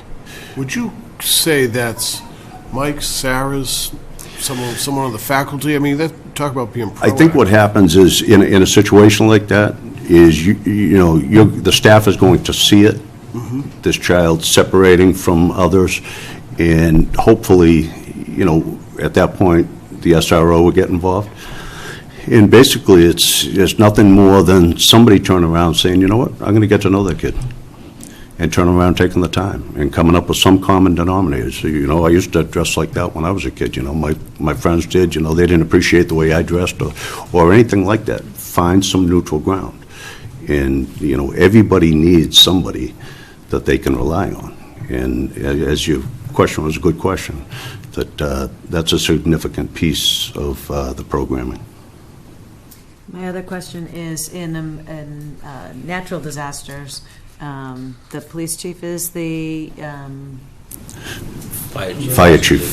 Chief Murphy. Fire chief is, Yep. and I assume that this would be under the police's... The active shooter incidents, yes. And, it would also, at a certain point, fall under the district attorney's office and the state police in Massachusetts, if a death results. Thank you. Anything else?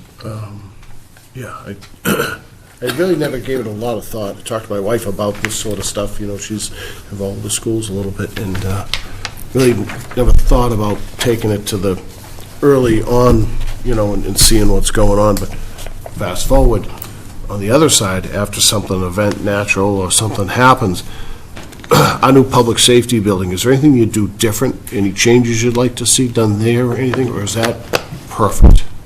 As far as being able to deal with it, the physical building and location and communications, all that.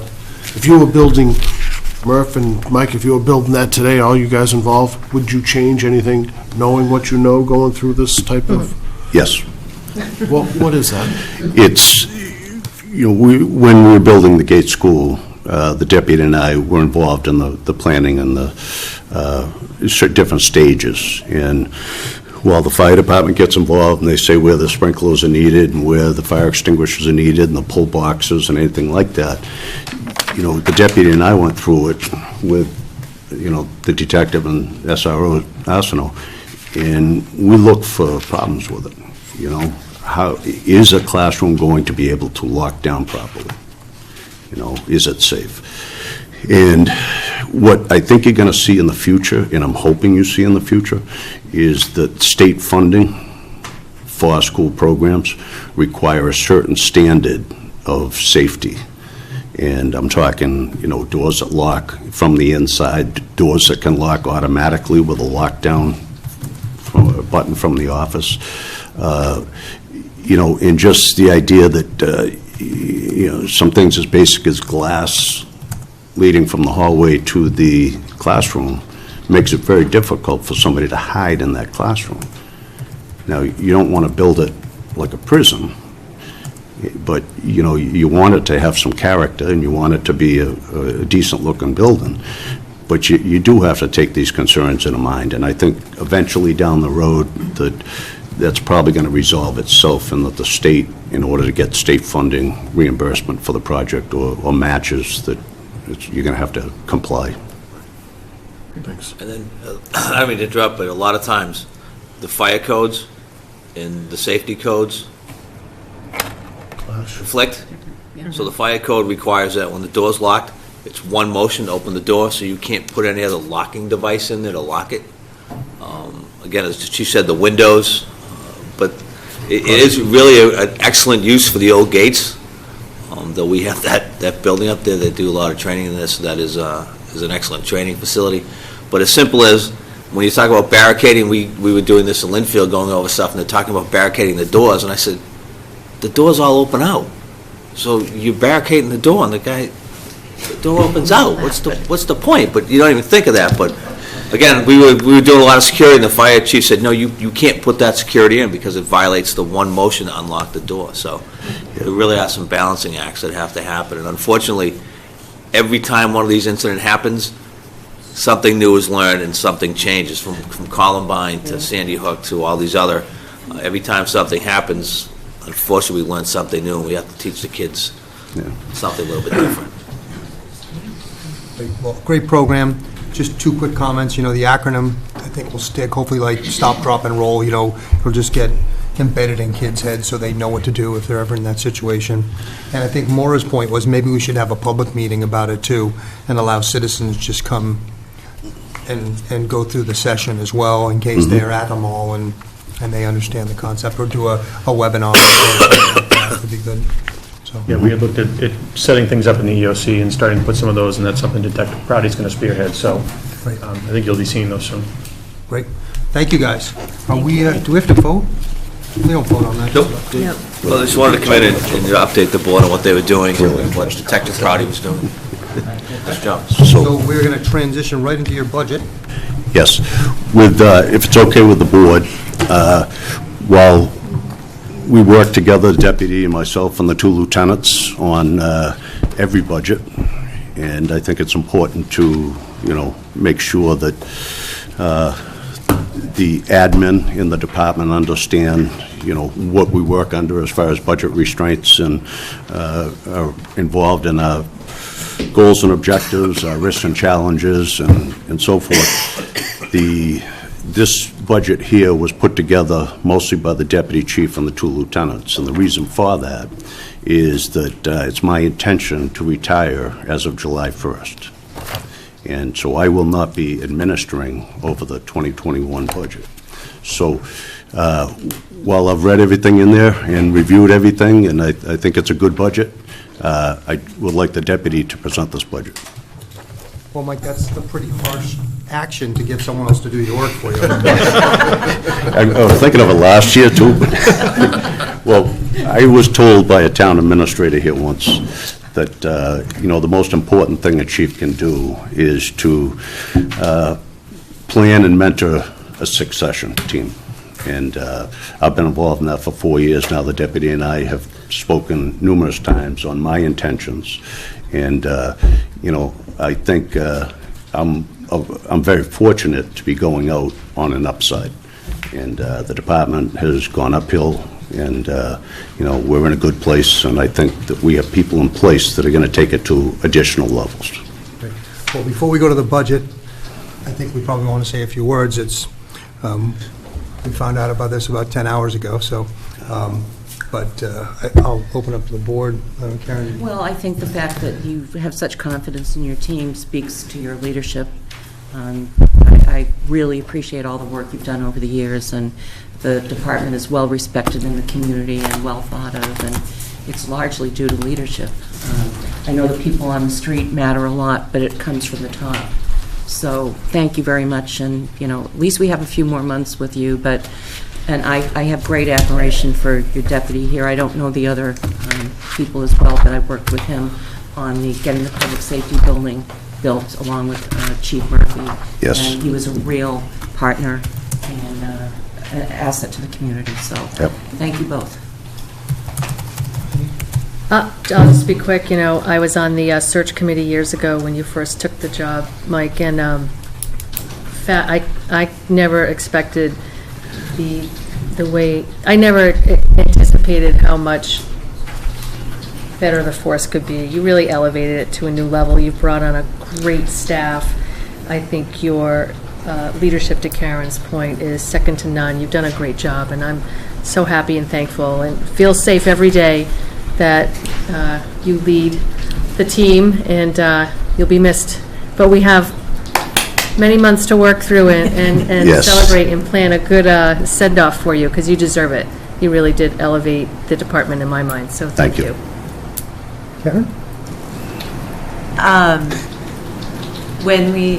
As much as we absolutely would like to bar the doors and not let you leave because of your leadership and what my colleagues have mentioned, in thinking about this afternoon, knowing it's one thing, to hear you say it out loud is another.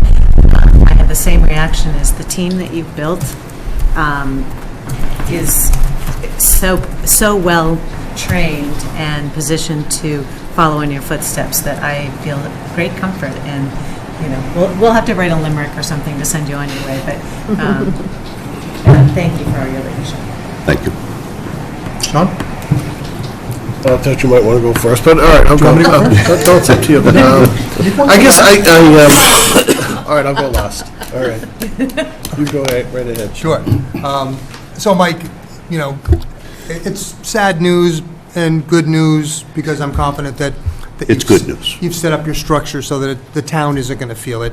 Right. It's sad news because I'm sorry to see you go. I mean, I was on the committee that went through the whole process of hiring you. It was a very, very tough decision. It was a very important process. There was a lot of candidates that came in there. We interviewed them all. They came from all over the country. And it was so clear, having interviewed every one of those people, that you were the best choice. And not even we didn't even say, oh, well, it's between A and B. I mean, it was like, you're the right one. And you proved it to be right. You were clearly the right person for the job. You love this town. You're involved in this town. And you just did great things. And you took the leadership role and you ran with it. And you've done a lot. I mean, like you said, we've been through emergencies. We've been through new buildings. We've been through, all kinds of stuff in this town, and you've led the charge on all the initiatives. So, aside from the detective work that you did before this, so, you've been doing this for a long time. I will have completed 37 years when I leave. Right, so you've only been a chief for 6? 6, yes. 6 years. So, I think that that's one of the most important things in our job, is appointing the right people to committees and hiring the right people to do the jobs, because you guys do the work. I mean, we all know that we're here, we do our stuff, but you guys run the town, and you've done a great job. So I'm sorry to see you go. I like you as a police chief. I like you as a person. Thank I'm you. glad to see you around, but I think I'm a little more sad than happy. But thanks for everything you do. Thank you. Mike, we go back a long way. Our Yes, we fathers do. went to high school together, played football together. I've known Mike a long time. Graduated high school with my wife, my brother. 6 years went by quick. It did. And I've been on the board 24 years next spring. And that was, being on that committee when Tricia had asked me to serve on that committee was probably the most enjoyable, as well as I learned an awful lot. And like Tony said, it was very clear who the top person was. And it made me so happy. We're both townies, but still, it was just made it so easy for me to, do everything I could to see you in this position. And I guess just listening to the others speak, what a great team you have, fire and police, all right? And, Mike Prouty sitting in the back room, back corner there, you've done a great job by getting these, it's like Sully does when he hires young kids to pump gas. You know what I'm talking about. Yep. You get good kids, all right? And they're kids, they're all kids, but they're fine young adults. And that's what makes this town. And Murph, that goes for you too, all right? I'm sure some of my guys pumped gas down there one time. I'm sure they did. But you know what I'm saying. I do.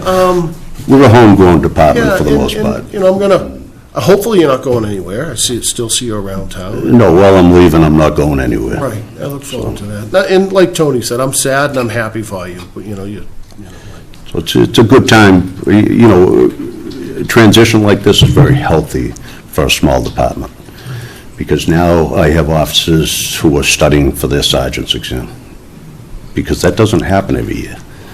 All right, it's been 6 years since it's happened, I believe. You have sergeants studying for lieutenant and deputy chief's position, which they'll be eligible to take. And you have a deputy and 2 lieutenants who'll be competing for a chief's job. So, you know, I have made my intentions known within my department for just several months now, because I know how important promotions are, and where they don't come around all the time. I want to give people that fair opportunity, ample opportunity. How important is it to you? So get out and study. I wish there were more opportunities, but again, in a, you know, a 35-man department, that doesn't happen all the time. So I appreciate it. We do have a great department. We're very, very proud of them. So. Thank you. Mark, I'm going to let you start. I will step up for 1 second and be right back, but you can start the process, Sean. All right. Thank you, everyone. So looking at the budget this year, just highlight maybe a couple of accomplishments from the year gone by. And I think some of this is thematic as we look at everything that you folks just said and what the chief was saying as we look at last year and going into this year. It's really about people, both internal and external to our organization. So when we look at the accomplishments, we're now staffed fully at 35, which is really the first time that's happened. So last year, we graduated 2 officers from the Plymouth Police Academy, brought us up to that full complement. So that in itself is great. I think as we go through and look at the budget, that allows us to be in a better place financially. It allows us to accomplish some of the training things that we need to do. It helps with the staffing. It helps with opportunities. So that was huge for us.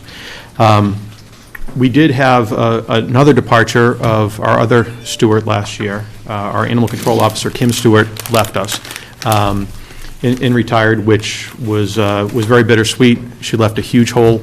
She was with the department for, I think, close to 25 years.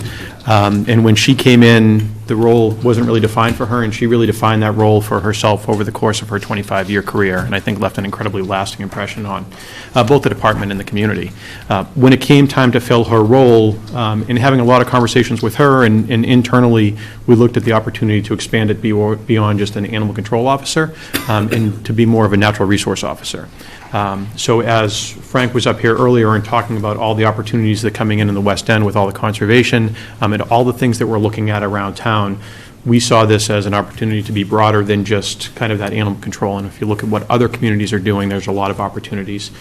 So we had hired Craig Keefe, who's been an unbelievable addition to the department. I can't say how much he's just come in and just taken this thing over and just defined this position. But really to work as a liaison with the environmental police, to work as a liaison with conservation, and to really reach out to other organizations in town. And he is out in the trails. He's hiking, he's on a bike, he's mapping, he's looking at things. He's really our resource, because we want to know, with this kind of uncharted land to a certain extent, if something happens out there, we've got to have a great resource, somebody who can go and know where these areas are, because I think as everybody kind of realized tonight, there hasn't been a lot of opportunity to get up there, but it's happening. And we want somebody who can get that feedback from conservation and work and hunting and all these other things that have come up tonight. So it was really very timely. And he's plugged into that position, and it's been fantastic. A couple of other things, again, dealing with people, but outside the organization, we have SPAN, which is basically neighborhood communities that we work with. So we have officers assigned to different neighborhoods throughout town and are a liaison and be able to get that information back, but expanding that with clergy, with veterans, so that these different pockets and these different community groups have a direct liaison with somebody within the department. So not an emergency situation, but if there's something that they've got questions, if they've got somebody that they can feel like they can put a very personal face, have a conversation and work with. So SPAN is something that the chief started years ago, and we've been able to build on, and I think has been successful. And it's an opportunity for officers to get out and be involved in something else as well. And just a couple of other physical things. We completed our 40 by 60 outbuilding out behind the public safety building. So although we've been in there now for just about 3 years, our construction is just wrapping up, but that's been a huge addition. And I know I've been before you the past couple of years talking about radios and communications, and we went live with our digital communications over the course of this year. So that was a big culmination of projects that have happened as well. So going forward, as we look at the coming year, level funded services, and Jim and Nancy have done a fantastic job for us in terms of ensuring that we can continue to provide the services. And I think our budget is hopefully in a good place, and like I said, with the staffing that we have and identifying what our projects are going forward, I think we're in a position to do that based on the budget that we have. Right. So the numbers, we can run through them quickly. The actuals last year were $3.8 million. Your budget for this year was 4.047, and this year it is recommended by the town administrator at 4.121. So most of that increase is in payroll, which is the cost of living, and step increases. And anybody have any specific line that they have any questions on? No, really no changes. Jim, did you have any input on? Nope, so level funded services. Level Any services. open positions? As of right now, we're staffed fully at 35. We do have one officer that we're anticipating is going to be leaving, and then in time as the chief goes. But as of right now, we're fully staffed today at 35. Sorry. Just one question, Mark. PIs, could you just talk about 2 minutes about that? I think that's such a great tool for both sides. Absolutely. So permanent intermittent officers are essentially part-time officers. We'll use them throughout the course of the year to cover shifts, but we also use them really heavily throughout the summer for all of our seasonal work. In the way the civil service structure works, that's basically a step before a full-time officer. They go through a 400-plus hour academy that they do basically throughout the course of a year, and then we would hire them. For us, it basically winds up being our farm team. So that is step one before we hire them as full-time officers. It gives us an incredible opportunity to vet them out, to understand really how this person is going to work, and vice versa. It gives them an opportunity to try out the department and see how that relationship works. We'll have PIs who might be a few months before they get a full-time appointment, or we've had PIs that are 5 years. If you look at our department and how much it's changed over the course of the 5+ years, we've had a tremendous amount of transition because basically through just retirements and things, we've had a lot of openings. Those officers that we see now really all came up through that PI pool, and we had the opportunity for many of them to work with them summer after summer particularly, and really get an understanding for how they work. So that's a really important program for us. And I think it's a great opportunity on both sides to see how these officers will really, flourish in time. As much as we use it as a vetting process as well, we're not going to take somebody just because they're a PI. They're going to have to prove themselves that they're going to be a good police officer, full-time police officer. But what it does is it gives us over a period of a year or two or more to turn around and figure out if this person needs additional training in certain areas and get that person that training. Give them every opportunity to succeed. And if for some reason they don't, then we have to have a difficult conversation with them.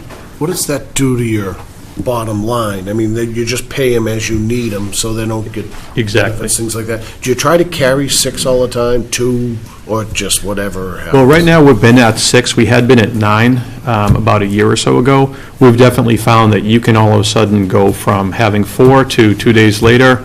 Next thing you know, 2 of them leave for the state police, and then you hire them full-time, and the next thing you know, you don't have them. And there is a period to bring them up. But once they're in place and we have them trained, there isn't an ongoing carrying cost. And they'll come in. The advantage for us, too, is before an officer gets ordered to work, that overtime that was created by somebody taking a sick day or vacation day or whatever will wind up going out to that PI. So it's beneficial from a department standpoint in that we're not paying an overtime rate now to fill a shift. For the PI standpoint, they're getting that valuable time on the road and that experience, and we're getting to see things. So it's that win-win, but it dramatically helps us because, particularly for seasoned officers, all of a sudden getting ordered on the midnight shift, not exactly fun, if it's last minute. So that's a great opportunity for everybody, and it still allows the officers to get the work they need to. Okay. Any other questions? All right, thank you guys for coming in. As, for everybody, we're going to vote the budget in totality at the end. But thanks for coming in and giving us your overview. Thank you, appreciate it. Thank you. Thank you. Next department is Good night. fire. Thank you.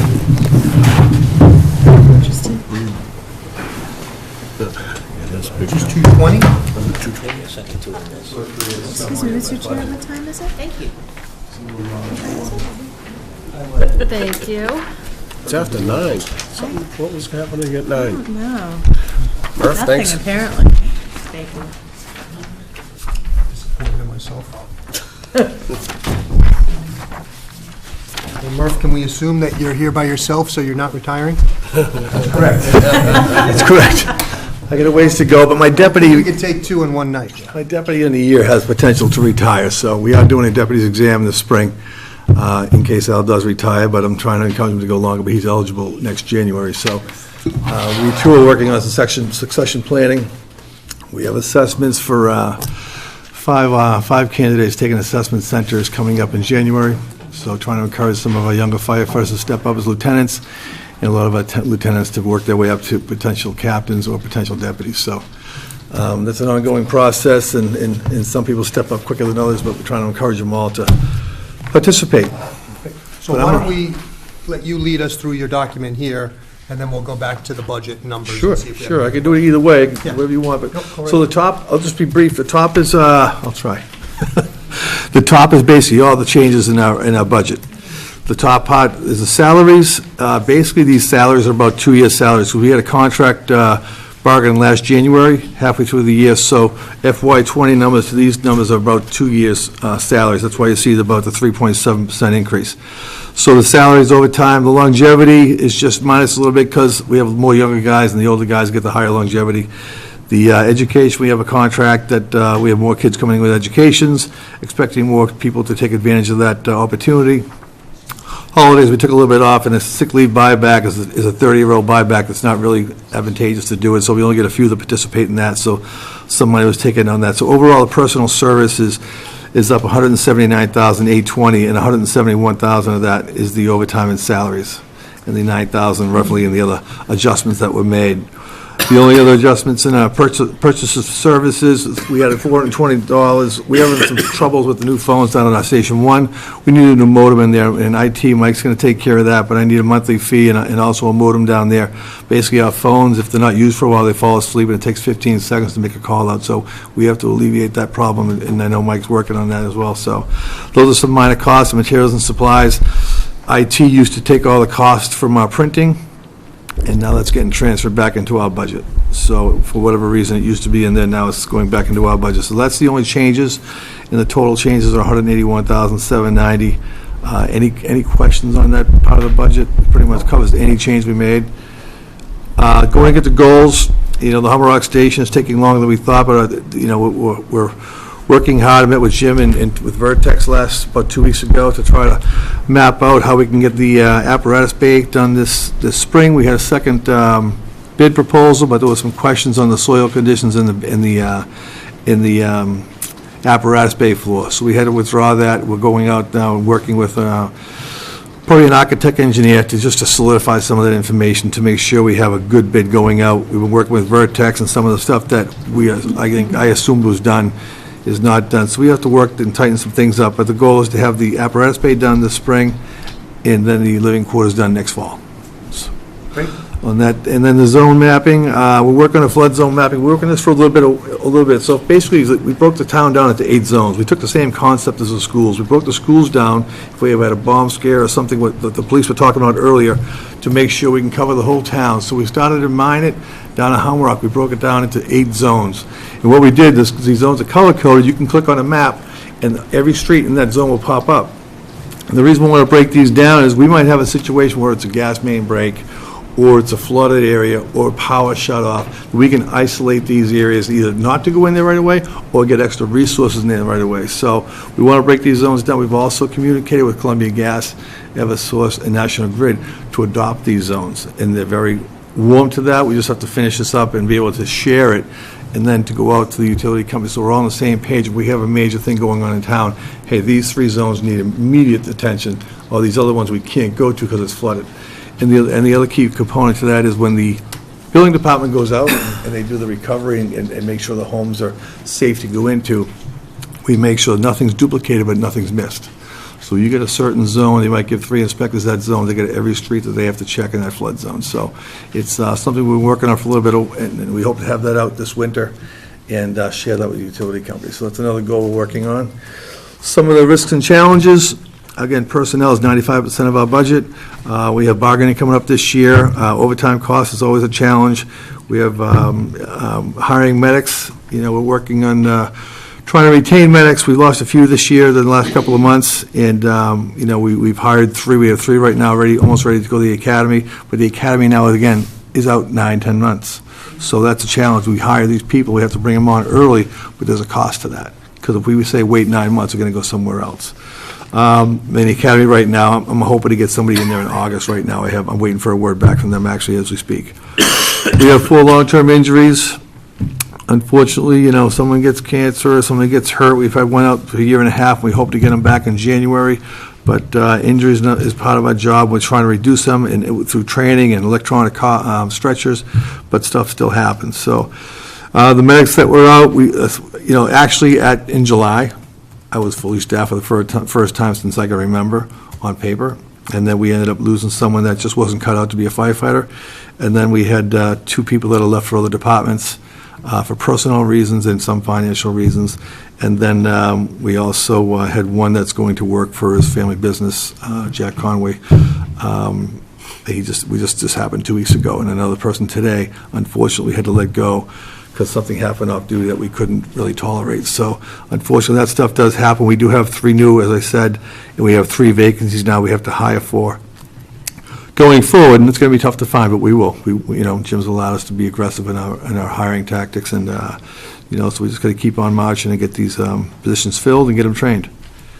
Other challenges, obviously, are storms. We do our nor'easters, as Mike said earlier, that the nor'easters and the 100-year storms we're getting pretty proficient at, but the challenge is now, and it's pushed by MEMA, is be prepared for a hurricane. So what we're doing to try to do is we have an MOU, a draft, with the superintendent of schools to expand our capabilities for sheltering into the junior high. I actually think the junior high is a better shelter for some reasons. There's 3 rooms, they're big, large rooms that have no windows. If we had a hurricane coming, we could not use the high school as a shelter because that's all glass in the whole cafeteria. So we have to look at other options, and that school gives us a great opportunity to do that. And we have a general MOU just about ready to sign, and the mapping I spoke of, EMS triage, is something that we've been pushing for about 3 years with MEMA and also South Shore Hospital. If we get a hurricane, a Cat 2 hurricane, they're estimating we could lose up to 20% of our trees. So we're not going anywhere fast. We're not going to be able to get to the hospital probably for 3 days, so we're going to have to create our own type of MASH unit at our triage center. So we need MOUs for that for the hospitals. We need more support. We need extra medications. So we're working that as now. We got a grant for $7,000. We have 9 towns on the South Shore, basically from Hingham to Plymouth, including Norwell and Hanover, that are taking part in this plan. So we're meeting in hopefully next week with South Shore Hospital and MEMA, the MEMA sheltering team, to try to solidify this. They finally come around and said, you're right, we need to do this. And, lessons learned from other places that have had hurricanes down south, that we need to prepare for that, because that's the deal. These tornadoes down the Cape, when they had the tornadoes down the Cape, they couldn't get out of the fire stations for 4 hours to respond to one call because of the trees and the debris was down. So we have to be prepared for that. So this is what we're trying to create, an area that we can treat our own people and take care of our own for up to 3 days. The FEMA reimbursement process is daunting. Just about all of our submittals are in. Occasionally, as they go through, they need more information, and part of our team is Al Elliott, Nancy Holt, and Dan Smith and Sean McCarthy have all been great. This is ongoing, especially with the coastal. We've actually started to get some money back. We just got a contract yesterday for $249,000 and change for debris removal. So total, and I'll go that accomplishments down below, we've gotten back, we will get back, once these contracts are signed, $529,163 from the March storm. It's a big start. That's probably only about a third of what we need besides the coastal stuff, but we are starting to get some contracts and get some funding back, which helps replace the money that we put out during these past storms. So again, OSHA, we're under OSHA now, so there's additional SOPs we'll have to use and implement and bargain. We also have, Al is straight out, so pretty much all the administrative stuff I have to take care of. He's just so consumed with all the construction going on in town, the inspections going on in town. He's still working on the common VIX. It's just everybody's building right now, and they need his attention. So the administrative all gets laid on me, and we're working it. We're trying to get these projects done, trying to get FEMA done. But, a training also, I think our training is going well, but we can improve that and save some money long-term if we have a training officer. That was recommended also in our ESCI report, as well as a second deputy. So I'm just putting it on the radar that down the road, I may look at the options of trying to get a second deputy. It's pretty common now. Marshall has a second deputy. Hingham's had one for some time. Hanover, and with all the requirements now for EMS training and the fire training we have to keep up on, we could probably get about 60% of that cost taken from what I'm doing right now. I have senior medics that are on each group, and I have an ALS coordinator. I pay some of the captains to do some training. So if I had one training officer, that'd be consistent training through every group, better training, and some of the money I spend out on outside resources to send these guys to refreshers, whatever it is, I could use that money too. So I think I could save about $70,000 and utilize that towards a position that would help. The study also said we're well understaffed with our management for ALS department of 50 personnel. So it's just something I'm putting on the radar. I'm not asking for this budget, but it's just something down the road that I'm trying to do the numbers and see what it actually costs to do that and improve training and management capabilities. So going down to our accomplishments, the public safety complex, talked about it earlier, Sean, you asked a question. I think it's been working out great. Logistically, there's a few things I'd like to change. I wish we had 80-foot bays. We have trainings coming up in the cold, and our engines have to park inside, have to put ladders outside, ambulances outside. So that, but other than that, the building for the ambulance in the operations has been outstanding. We just had a study done regionally, and we had one of the best overall response times, just over 4 minutes to the whole town average, which is outstanding. It meets NFPA standards.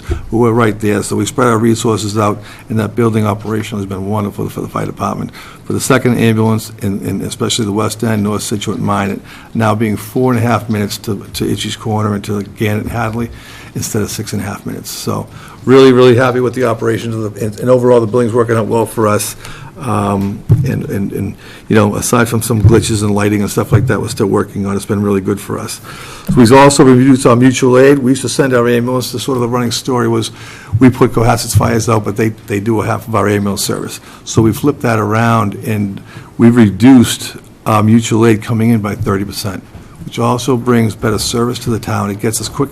An in-town ambulance gets there in 4 minutes compared to 12 to 15 minutes from mutual aid. So the service is better. It also brings revenue in. So we reduced our demand on that by about 30%. And we're also, with the second ambulance on 3A, is doing the mutual aid. So we've actually increased our 25% mutual aid going out. Again, revenue coming back in and keeping the ambulances busy. So that's been a great asset for the public safety complex. Our firefighter medic campaign, we do have some local kids that are young men and women that are actually taking part of this. I know Sean knows one now, Jeff's son, that hopefully is just about done. We had about a handful of in-town kids that are in EMT school, hopefully follow through the medic school. We know some have, but I would love to hire in-town guys. We don't have a mentor program like the police do. We don't have a call department, but often we hire people outside of town. But most times they stay. Sometimes they do leave if they get a job closer to home, but for family reasons or financial reasons. But overall, that program has been proven. We're going to keep on that. We've also met with Norwell, Hanover, and Rockland, and Scituate. We met with the VOTEC to encourage them to have, it's like a nursing program, let's have a firefighter EMS program. And they're very interested in that. So they would actually graduate with an EMT. They would also have classes in hydraulics, building construction, hazmat to get the basics, and then go on to a 2-year school to get the paramedic and get their fire science degree. So they're very interested in that. The VOTEC down in Fall River just started one. So I believe this is a statewide challenge that we have to get out there and really get the word out that we need young men and women to be in the fire service. And this is the best way to do it with the outreach programs we have on social media and also working with these schools.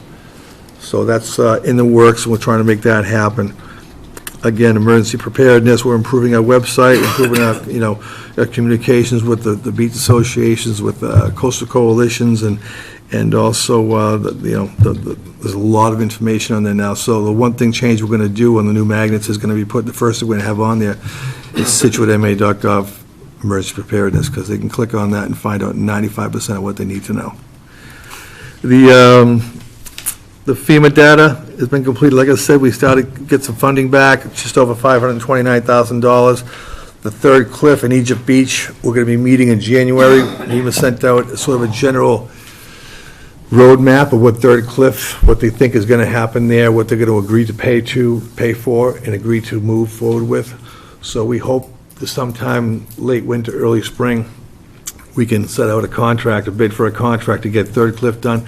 That's about almost half of all of our coastal damage, up to $12 million out there. So there's a lot of damage there, and they want to see how that goes. And we have, again, 4 combined projects along the coastline, the 3 cliffs, as well as in Minot. So those other 3 projects will follow, as well as many other small ones. Grants, we've, over the last just over 5 years, we've gotten $750,000 in grants in the fire department. They were a little tighter this year. They made some reallocations, but we were still able to get about $56,000 in grants.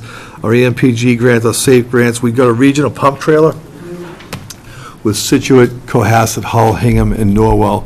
We've done the SCBA grants. We've done a couple of about 3 regional grants successfully now.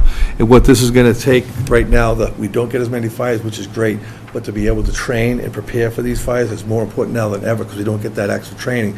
But we can't use the hydrant system because we'll create brown water. So this trailer is 3,000 gallons, and it reclamates all the water back and forth, so we don't have to use the hydrants. We fill it up slowly once, and we use these trailers. We share. We don't need it every week, but 5 towns can have it each 2 weeks in the spring, 2 weeks in the fall to do training. And we can go out and do, like, simulate a school on fire.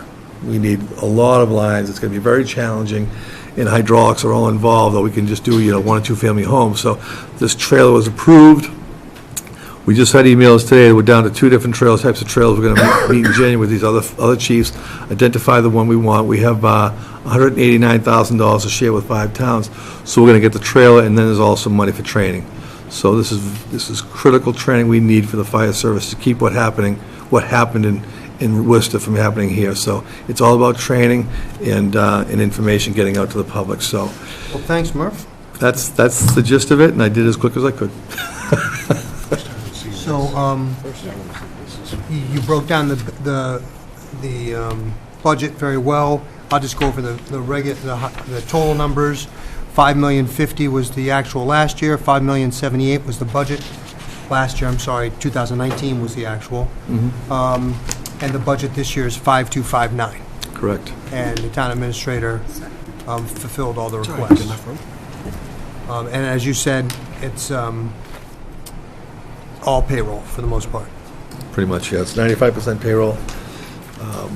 And you've got 2 vacancies in here. You said you have 1 more. Yeah, So one is in that's always today. a challenge for you guys.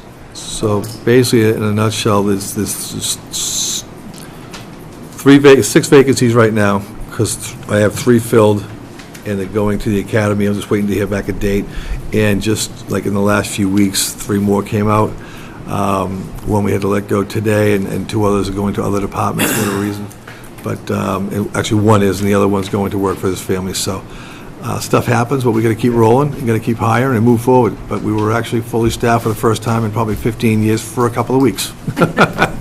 And the yin and the yang of that is OT goes up when you have vacancies, so Yeah, it's a priority for you. we're in better shape right now, but I anticipate, we have some injuries, some people get sick, and we do have 1 coming back. We have 1 that's probably going to retire, and 2 others that we're hoping to encourage to get back soon and get well. So, but that stuff happens, and it's out of our control, but we do the best we can, and so we're managing the best we can with the people we have, and they're working hard. I would like to thank all the firefighters that do an outstanding job, the paramedics, the EMTs. They work hard every day. They do a great job. We get so much positive feedback, that, in nautical terms, the captain's only as good as his crew. We have a great crew.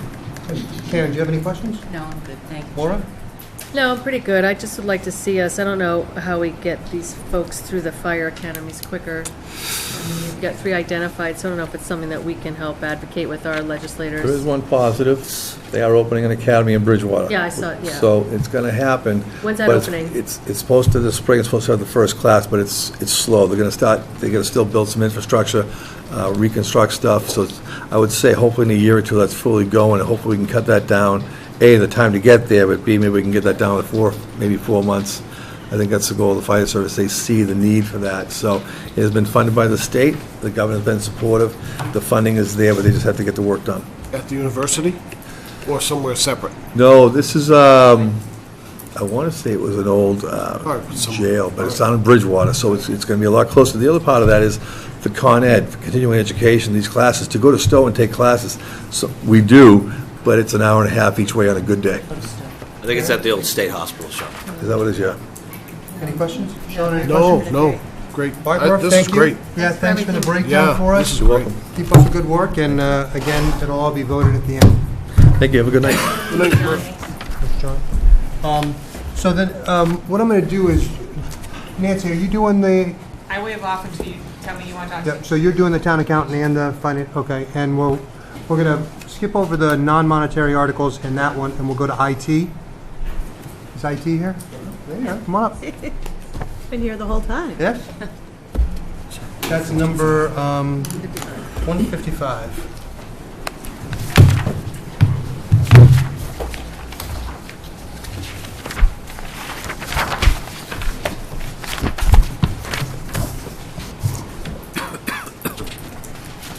All right, Michael, go ahead. The floor is yours. All right, thank you for having me. I started 6 months ago and have been head first and kind of tearing apart things, figuring out why things are configured the way they are before we can then go make changes, put forth a bunch of changes that we can do internally. I call them dominoes. We have them lined up, and we're not able to do one until the first one's done before we can take the second, before we can do the third. And I have about 6 major dominoes that we need to get done. Thankfully, a lot of it can be done without cost. They're more streamlining the configuration of the network, enhancing it, and securing it. So there's a lot of security configurations that we can make to, quote, harden our network. And then outside of that, I mean, in everything I just mentioned impacts all facets of the technology in the town. Every department, the core network, the core infrastructure, and there are some pieces of it that has some financial impact. The special town meeting took care of a lot of our licensing obligations. Unfortunately, with that, it's an obligation. It doesn't necessarily gain us anything other than we're paying for the right to use. We were on Windows 2008. Microsoft is ending support, which means no security patches are going to be issued after January 14th. So we needed to invest in updated licensing. Outside of that, that obviously increased my budget going forward. So your technical services lines are up because of the Windows 10 conversion and the Office 365 licensing we had to buy? Right, and I believe the current year has been adjusted to reflect that. Right. So, and then next year, carrying that forth.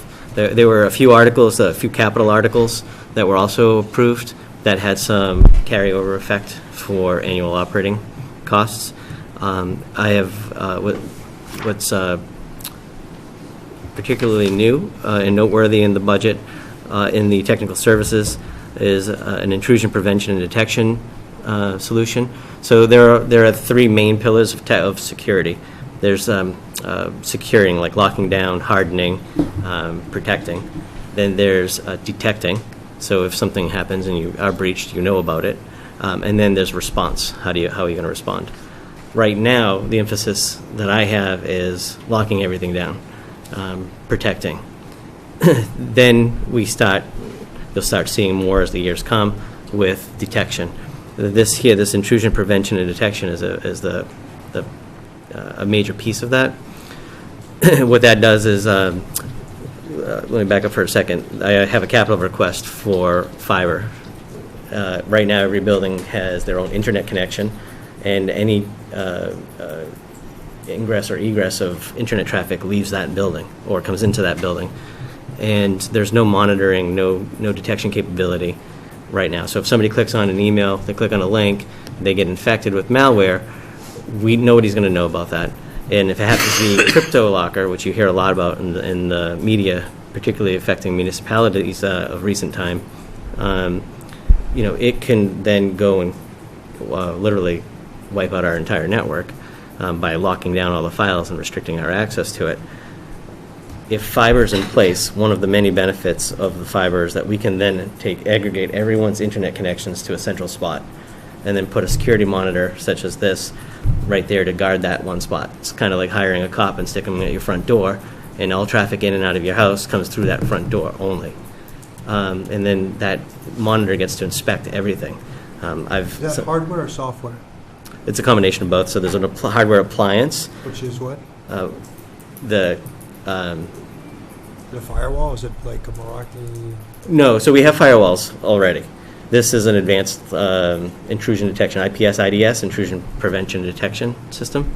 There are many flavors out there. I wouldn't necessarily say which one I'm going to go with. we can talk offline. Yeah. Point to be moot.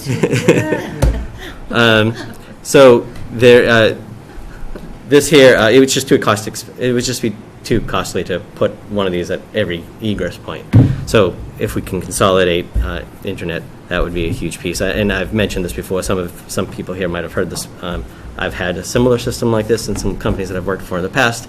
One day, I think it was actually April. It was Easter Sunday. My phone rang. It was the service telling me that data was trying to leave our network to Russia. The service blocks that data flow until we can get in and mitigate the problem. So that's this type of technology. Also, just making some other general configuration changes that will, again, continue to harden our network and give us a stronger security posture. And then additional software for backup. So right now, our core infrastructure that hosts all our servers takes hourly backups and then nightly sends a copy to our disaster recovery site, which currently sits here at Town Hall. The production data center is up the street at Public Safety. And, well, that's all on the same technology. So if something ever happened to that technology, could be a problem. So best practices is to take a copy of that data onto a different technology. We had that, and then we had some power abnormality at Public Safety and blew out one of the servers, and among some other devices that we lost that day. And so what some of these funds will be to reconstitute that type of a backup solution. That's a backup system that we hope we never have to use, but one that's very important. And then, as I had mentioned previously, there are additional line items that were approved for capital that have some funds carrying forth in the operating budget. That makes up almost. Oh, and then there's one other in the IT capital outlay. My goal was to implement a 5-year rotation of hardware. Some of our computers are 8 years old, literally. We just found one last week that somebody was using that was 8 years old. If we put in a 5-year rotation and we're replacing all these computers, and by the way, we in the process we'll be creating an inventory database, which we don't currently have, or we have now that we've been doing Windows 10 upgrades, but basically a 5-year rotation of computers. And this is the beginning step of that. So your budget is predominantly the two of you, and the technical services component, and a little bit of capital. So last year's actuals was $387,000. Last year's budget was $424,000, and this year's budget is $567,000, predominantly because of the increase in the technical services for all the stuff you just discussed. Correct. Yeah, exactly. Any questions? I have one. Yes. What did the reduction of the $30,000 from the TA, how did that impact your plans? Yeah, I mean, I recognize the IT budget's going up. There's a lot of financial pressure there just from the IT budget, and I can't expect to get everything, so. You can't, excuse me? I can't expect to get everything, so They just want to know, what did you want? Oh, those were computers. That was part of the. Just part of the that was the 5-year rotation. That's Yep. where that will come out of, so none of the security. That's correct. The security pieces that I mentioned are not capital. Have to buy that, okay. Right. Thank you. Sean? Nope. Karen? Just a quick question about you, as one of the goals is to get remote access for all the town employees. How So it's not getting remote access, it's securing it. So right now, anybody, if I knew your username and password, I can remotely access your accounts from anywhere in the world. Yes. So the industry standard is using multi-factor or two-factor authentication.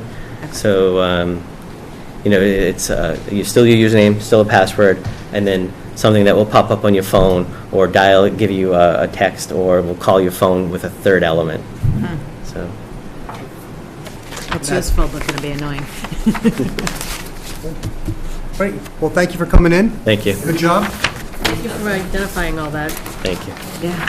Oh, and I'll say that we had, I was successful at winning a grant for email phishing.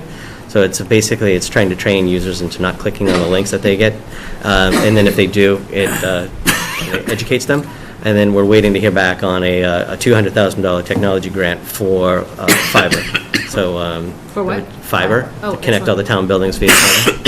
I'd be interested in how you train somebody not to hit that. We put a little electrodes, little electrodes under their seat, right? Thank you. Are you Thank sure you. you want to hit this? Thank you. Okay, Scituate Cable TV. Seth? Number 159. So our budget stays relatively consistent with at least the past 2 years. First, I should say this briefly. We are in the process, our department, of really trying to re-envision our focus and where we're going. And that'll be really one that we hope is more like news information and really better communication within the town. With that said, we hope in the near future, myself, the Cable Advisory Board, possibly members of Town Hall as well, to come back in front of you to present the entire vision. So there are still some things here, though, of course, that I can run through specifically this Tell you what, budget. Seth, I'm going to because we want to hear your ideas and not your numbers, so let's run through the numbers real quick. Sure, yeah, we can get... Right, so actuals 2 years ago, 136. 262 was the budget last year, and that big jump up was for equipment. Correct. And then we plan on having the same amount of equipment requests this year as well, to keep it pretty flat at 267. Correct. So I think the big question is, what did you buy and what are you going to buy? And then, Nancy, this is all coming from the PEG access. So this actually isn't funded from taxpayers' dollars. It's funded by your Comcast bill that charges you $3.14 on every bill, and it goes to this fund. How much do we have in there, Nancy? Over $1 million. Over $1 million in there, and that funds this budget. Sure. And we get that every year. Yes, correct. Great. Back to you. Sure. So quickly back to that budget, you'll see we had like about $40,000 for equipment. This really includes cameras, tripods, probably a few new laptops, some software. We're also monitoring, Mike's already hinted at things that he's monitoring too, Windows and Apple in 2020. They're phasing out some platforms. So we need to be ready if we need to buy additional equipment to keep everything compatible. I've talked about this before. Compatibility is a huge issue with us, making everything work. You'll see another, like $40,000 for online development. We'll discuss that here just in a second. But I do want to go to the studio upgrades. We have some money in there. The past 2 years I've been here, we've talked about trying to build a new studio space. Right now, that's not necessarily on our radar. We've recognized that really what residents want to see is what's happening in the community rather than seeing people within a studio telling them what's going on in the community. So that's, but with that said, we still need to do some upgrades to our studio. Back to that online development, Brianna hinted at this before, that really is a huge focus of where we're going. Again, we will come before you to really elaborate more on this, but I can say a lot of what we have discussed in some of our meetings we are putting into motion. Specifically one, we're going to put in some new software. It's basically a new website that will allow us to stream at least 2 of our channels currently on Comcast online. We've talked a lot about that, but, so for instance, these Selectmen meetings, what's great about this is, although you can watch it live on Comcast now, you can't watch it if you don't have Comcast, and a lot of people don't. With this new system in place, we'll be able to essentially take the link of this website, put it onto Facebook or onto on our website and say, watch the Selectmen meeting live right here. So it's the same thing, which is great. It does have some additional features that we hope to add down the way. I'm not going to go too much into that.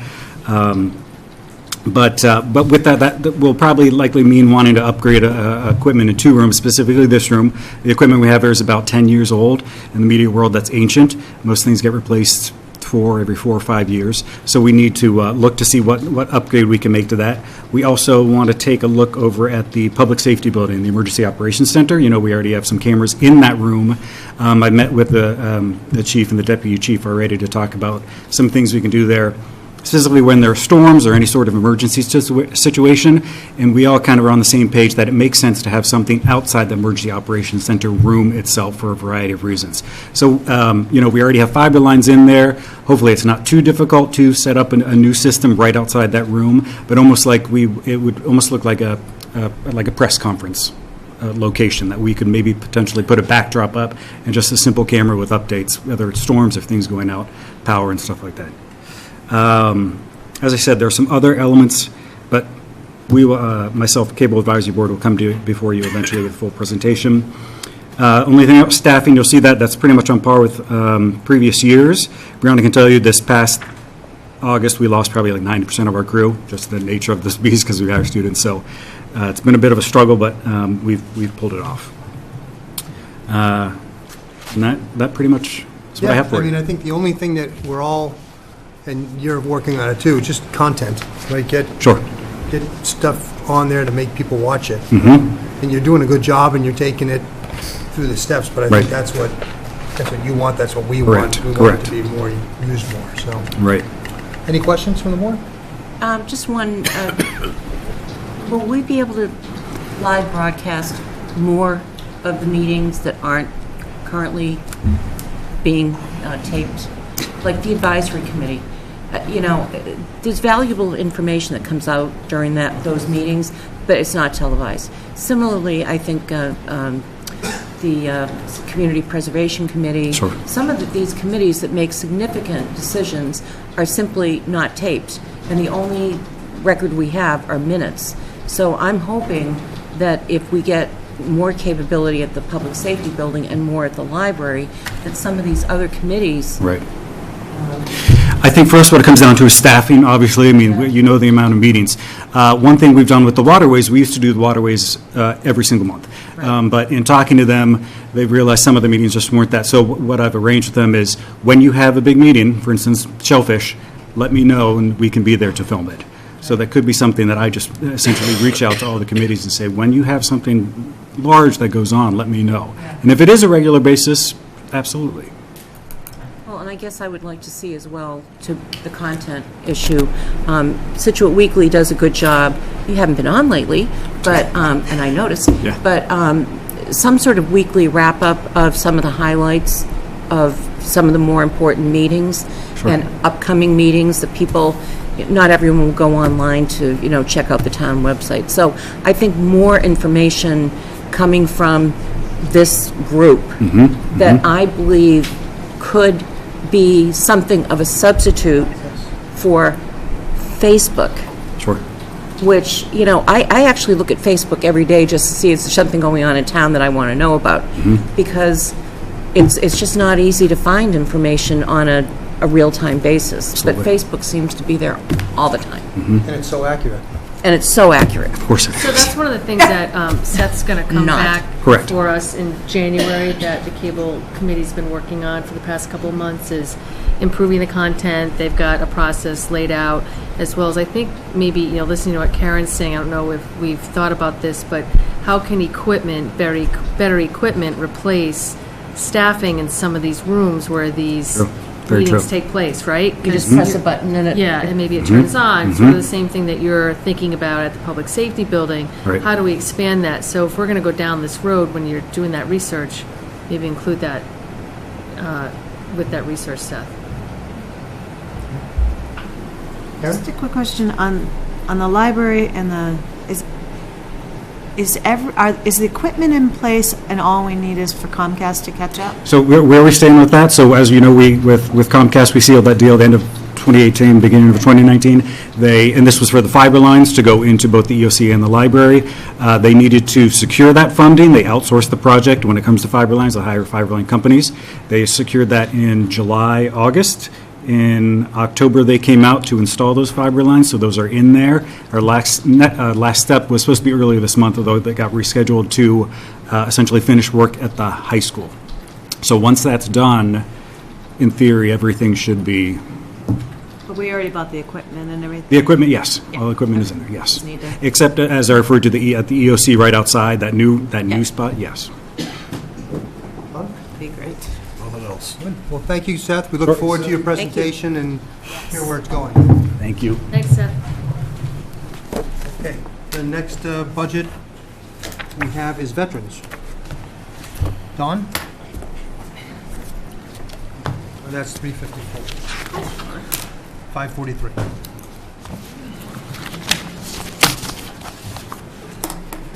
So with the veterans budget, once again, we've come in, like we have in the last, pretty much the last 3 years, level funded. Basically, the numbers break down, as you can see, about 57% of my budget is on subsistence for our Chapter 115 program. That, again, gets reimbursed back to the town at a 75% rate. And then probably the next biggest thing is I have a slight increase just on salaries, and that's pretty much it on my budget. Everything came in level funded. Happy with what's been approved. And then accomplishments, I got recertified again for 3 years, so the 75%, we're all set for the next 3 years. So I already got that done. Cudworth, we're kind of wrapping up the expansion over there. I will be going out for the last part of the columbarium, going out to Hanson to see the owner there. We're going to store the units there until the spring for installation, and that would finish that project up. Also, Vetrospect is up and running, the new software. We're using that. It's working great. The turnover time is just lightning compared to filling them out, faxing them up, waiting.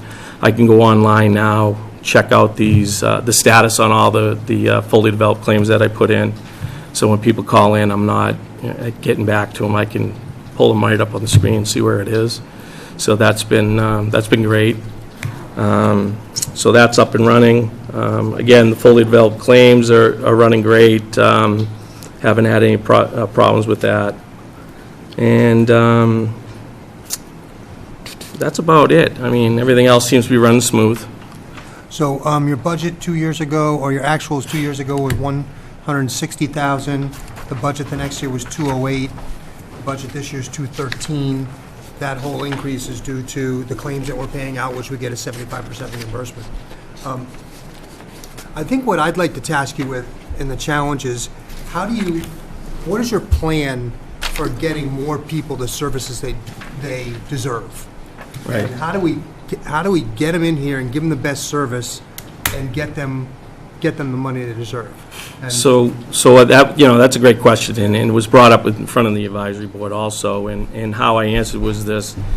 So there's a lot of things that are going on, a lot of moving pieces right now that are going on. We've always had the PSAs, we've always had, little outreaches, and then using other resources, whether it's Council on Aging or, other organizations coming in to get the word out. Moving into the new building is going to it's going to be a lot more access to me, especially with the Council on Aging just below me, all the resources there, the people flowing through there now can probably feel comfortable coming upstairs and seeing me.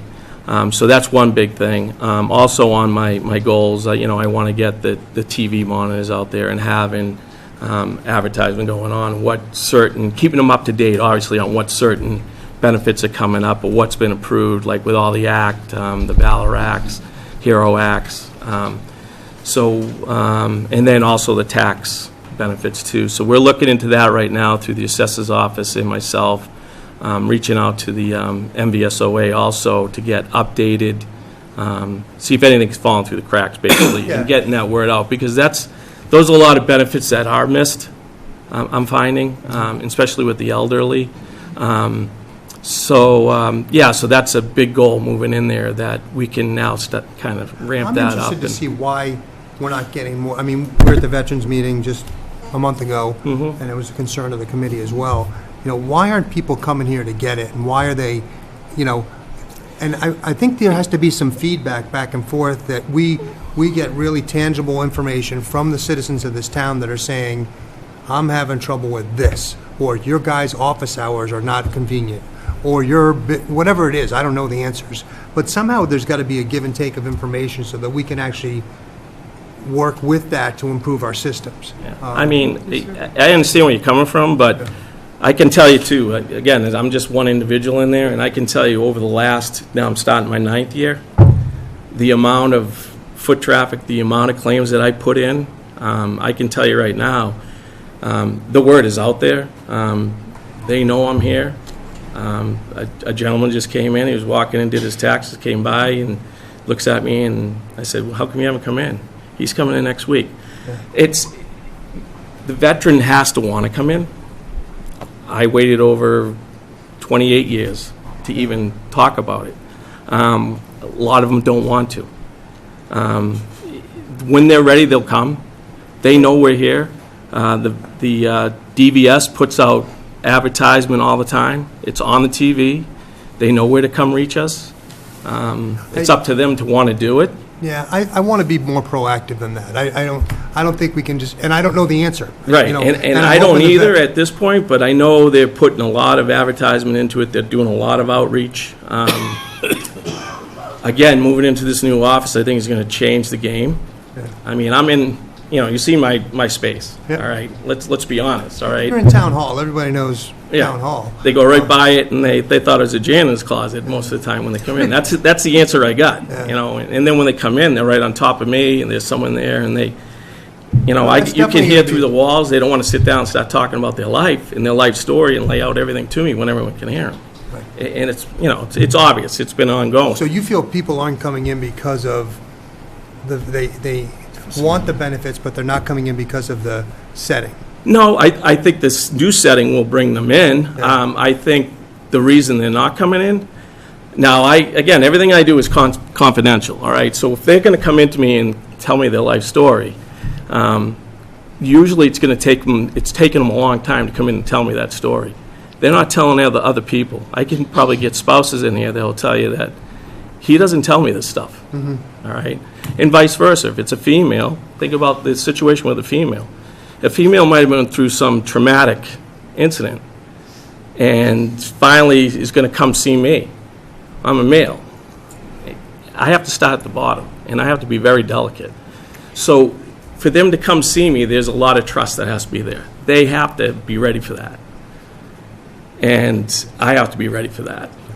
And I've done a great job with them. I've had several cases already that have already gone through the whole process. They're 100% disabled. They're getting their checks. They're getting their benefits. They're getting the resources that they need to get their lives back together. There's a lot of stuff that goes on in there, all right, that I can't sit here and tell you people about, all right? That's part of that job. And unfortunately, I can't sit here and bang my chest, take pictures, put my pictures up, and tell you all the stuff I'm doing, all right? So that's not going to happen, but... No, that's not what I'm asking. And I'm hoping, I think the Veterans Committee is kind of looking on that task too. One of the biggest goals was, how do we reach out to people to know what they do and how to do it, and how can you provide them with all of the stuff that they're entitled to? Right. So again, we're going to that red tape. So the one thing that we just did was, I gave Kim the updated veterans list that we have. Now, she felt a little taken back, thinking, can I use this list? What I said to her is this: hey, if it's used for veterans and you're doing outreach with veterans, that list you can use that list. We're not going to use that list to go out and do other things, other mailings for other organizations. You keep it within the veterans, we'll use that. Of course, yeah. That's not really what I'm going at, but I'll pass it over to... Yeah, I know what you're looking. You're looking for how do people know where to find me? How are they going to come in, and what benefits are there? So before, it used to be the old book. You throw the book to them, it's this thick. It's probably four years outdated. So they went to a web-based, the advisors website. That was working great until someone moves on, and now that falls on DVS to keep that up. Well, if they're not keeping it up, it's only as good as the people behind it. So there's a fall back on that, and that is it can't fall on us. What we can do is what we do. We're going to get the word out. We're going to take care of our local veterans, And if you're taking care of one, they're talking. Believe me, they do talk. And it could be negative, it could be positive. And you're going to hear, right. But they're going to come in and see me. And I'm going to help them. But I don't know what else at this small level that I can do that I'm not already doing. At my, what I have. It's me. Right. So, yeah, we do that. When we go up to the meetings, we throw that back at them. We throw that back at the state. In October, we sit there and we have those sessions, and there's 350 of us, and they're like, we'll get back to you. We'll try that. We're going to do this. That's all we can do. That's all we can do. Okay. More? I was just going to add that just listening to both of you, next time you go to the Veterans Advisory meeting, why wouldn't you do a survey to the vets and send out to them, have the committee put something together that evaluates, what their knowledge level is, that's, what kind of feedback they're getting from service from this town hall. Do they go elsewhere? I mean, we're asking a lot of questions that Don can't answer because it's really in the opinion of the vets that are out there. So we've got to go out and get that information from them. So that would be my suggestion. You got the list of vets. Throw out a really nice comprehensive survey and let's find out what we can do better. Yeah, that's what I was. Right? So I'm not at those meetings, but I'm happy to go. Karen? Well, I don't mean to be overly optimistic, but I do think moving into this new senior center will give you a great deal of visibility, and it won't seem like so much of a that you have to have some hardship, that this is not just about people who are needy, but people who are deserving of benefits and deserving of information, and that there's no shame in going in to get the information, whether or not you're eligible or whatever. But I think once it gets mixed into the senior center, I was a big proponent of putting the veteran services into the senior center. Personally, I would have also put the public health nurse in there, but I think we kind of ran out of room. So I'm hopeful that will be helpful. And I thank you for all the services that you go to. The wreath laying the other day was very nice. It was in pretty bad weather, but it was well attended, so thank you. Karen? I think you've covered it all. How many cases do you have open, or clients? What do you call it, cases? Which side? You want the federal side, a local side, state side? So Chapter 115, we're at 12. That went down from 25 to 12. With deaths, or again, doing these fully developed claims, if you're getting nothing, all of a sudden you're getting $3,200 a month tax-free, you're not going on Chapter 115. There's a asset limit there. It's the FPL is 200%, so I can basically say this: if you're making anywhere from $1,400 to $1,800 a month just from Social Security, most likely you're going to go on Chapter 115 one way or another with me. If you've got pension, or you come in and I do a fully developed claim, and now you're getting, your income monthly is over that asset limit, you're going to get pushed out of that program. The great thing is that you're getting support from the federal check, and you don't need that Chapter 115. So How long have you been in the position? February will be starting my 9th year. Okay, yeah, I thought that's what you said. How many, and I don't think you answered my question exactly. How many cases did you have when you got the position? How many cases do you have now? Anywhere from 2 to 4, and then I brought it up to, like I said, it was going north of 26, heading to 30 easy, okay. And then I started doing fully developed claims. To Tony's question, I'm sitting here listening to you, both of you, and I don't know, are some veterans, I don't know if too proud is the right word, or they're just private. What is it? They don't want to. I mean, I'll give you, if you had, when I started with the WW2 veterans, they come in and they love telling their whole story. And I'm like, okay, so we ready to put a claim in? Oh, no, I don't need that. And I'm like, everything you just went through, when you earn this, all you have to do, I'll do the paperwork, you just sign it, I'll put it in. No, Don, I just like coming in and talking to you. I don't need that. I came home. And then they'll go into their story, and they'll tell me why they don't think they deserve it. And then I sit there and argue why you earned it and why you should put it in. And we can do that for 45 minutes. That might answer some of your folks. But Sean asked the question, how many claims do we have on all 3 levels? Yeah. like you said, 25 to 12, so there's 12 at the federal level, at least. No, there's more. At the federal level, I've probably done over 100. I mean, So there's yeah. 100. Yeah. I mean, that'd be interesting to see. Yeah. So with the retrospect, which is nice, and then I just found out at this last meeting, there was a kind of a pretty good argument going on, and I wasn't sure what the argument was about, and then I finally found out afterwards, because I'm new with the retrospect, is that when we put that in, our name goes on that. So when I go in, I can just hit my list of veterans, and I have all my cases. Well, what I found out was when I send that up, there was an individual up at the state level that decided to put her name in there. And so when I go to hit mine, I go to look, and it's not there. I'm like, she's getting them all. So the purpose behind that was we can hit buttons and get reports. So when I want to sit down and tell you exactly how many I did and how much money I brought in, we could do that. But if she's doing that, I can't claim that. Right. That'd be interesting for us to know, that we've got 2,000 veterans in town, and 200 of them, 10% of them are getting services. Right, so, I mean, with the cherry sheets, I think you saw that, the cherry sheets alone, and, the state side of it, and it's hard getting numbers from them, I don't know why, but this one, they can't hide. So in the town of Scituate alone, with the fully developed claims and benefits, there's $332,175 monthly coming in, makes it over $3,986,000 coming in every year to our veterans in the town from these fully developed claims and these pensions that we're putting in. So that number keeps growing every year. So that's why, again, going back to the Chapter 115, those numbers should go the other way if we're doing the job right, getting them their benefits. Right. So. Yeah, I mean, it'd be nice to measure that. I think that's kind of what we're asking.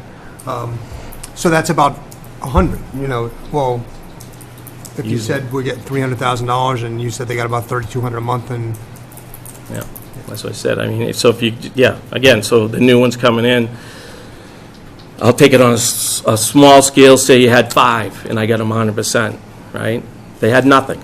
I just got them 100%, and I'll say they're not married and they don't have any dependent kids. That's $3,200. Times that by 12, times that by 5. You see where I'm going. The numbers are out there.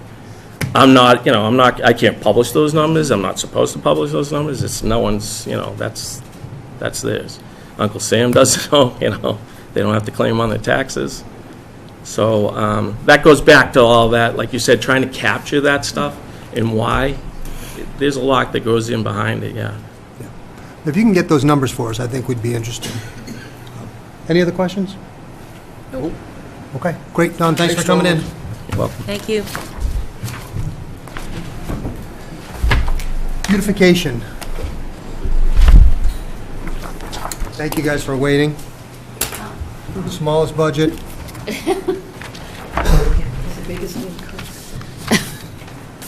That blooms. Hi, I'm Leslie Zasitska, and I guess you have our,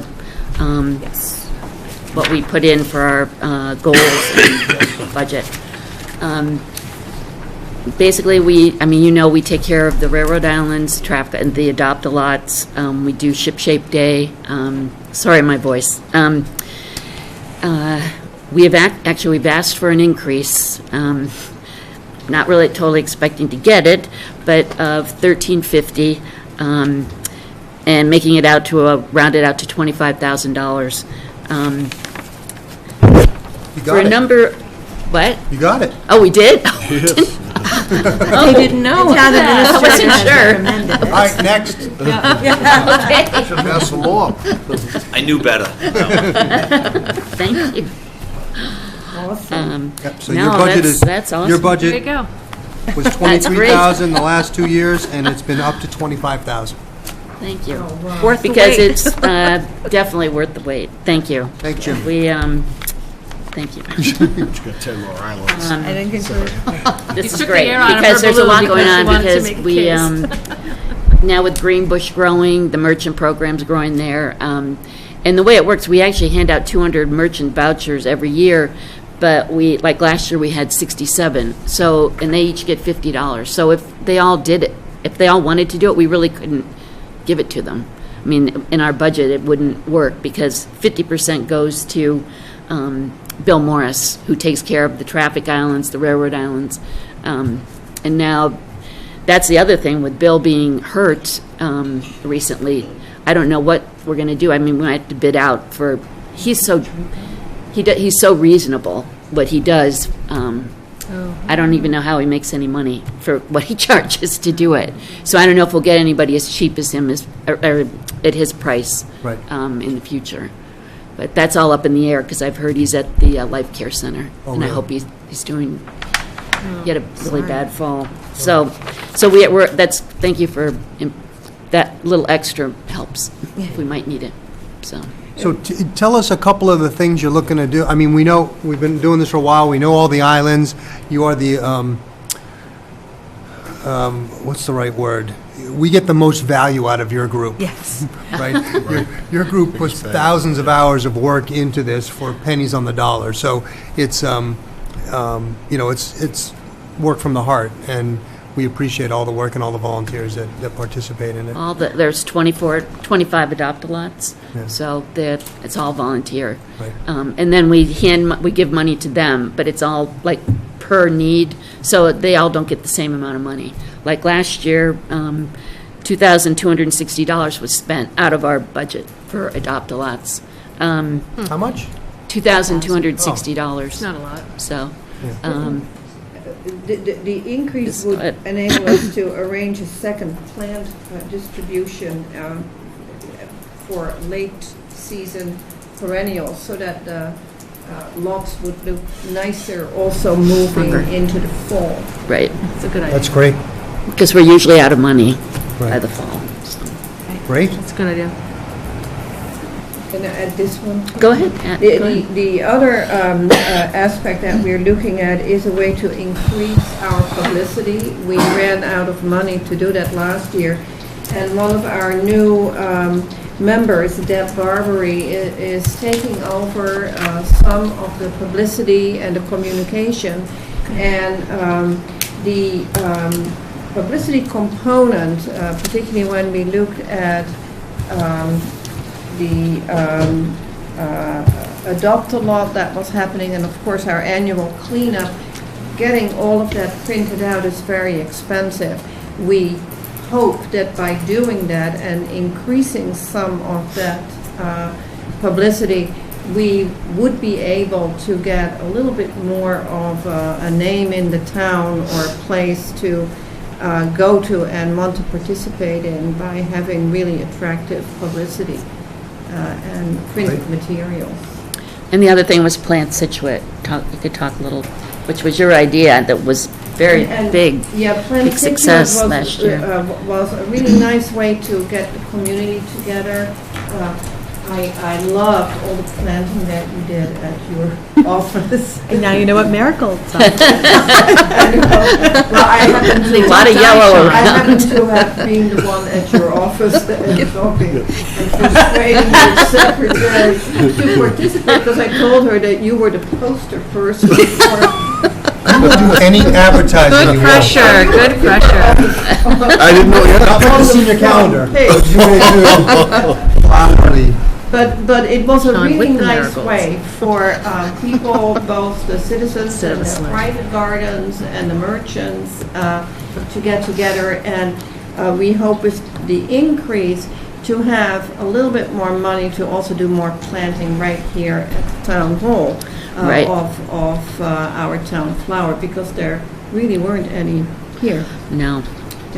Great. Do we know what next season will be? Are you gonna do that again? We will do Plant Scituate again, and we haven't really looked at the details to decide. I think Karen wants to know, are we changing the flower? Yeah, we haven't made that decision. All right, well, I'll wait all winter. Do you have a suggestion? I think Sean does, actually. Just give me some more and I'll plant them. You like black-eyed Susan. I don't know one from another, I'm sorry. Well, they looked really nice. Thank you. Right over there. It Thank was very dramatic. I took a lot of pictures of them. Thank you. Great, well, best of luck. If we can help you along the way, please come and talk to us, and thank you for your service. Thank you. Bye. Thank We you. need more commissioners, right? We do. So, Right. Oh, we have a couple people that we're interviewing that put beautification commission down. Oh, great. Yeah. Oh, and we are a great group. We bake cookies. And Deb for Barbary is each other. great. She's a new addition. She's Yes. great. Yeah, wonderful. So we're really, Tell her to recruit some friends. all right. Send them Very in. much. Thank you very much. Thanks. Historical? Yeah. Let's see, I'm gonna. Historical actually, 691. Dave's out. Yeah, with Dave Ball being under the weather, and we wish the best for his quick recovery. I can understand where he has run out of committee members to meet all of his obligations. The Historical Commission budget, they asked for an overall increase of $1,100. The bulk of that was in repair and maintenance. They manage most of the town's historical properties on behalf of the town. And that was recommended by the town administrator in his recommended budget that is before you. Great, so how many, it's 6 properties? 7 properties Yes. that they maintain. It's the electrical bills, it's security, and it's maintenance of those buildings. Yes, the pest contracts. Right. So the whole budget was 11,000 2 years ago. Last year was 19,000, and this year it's 20,200 with the increase in it. Great. Any questions?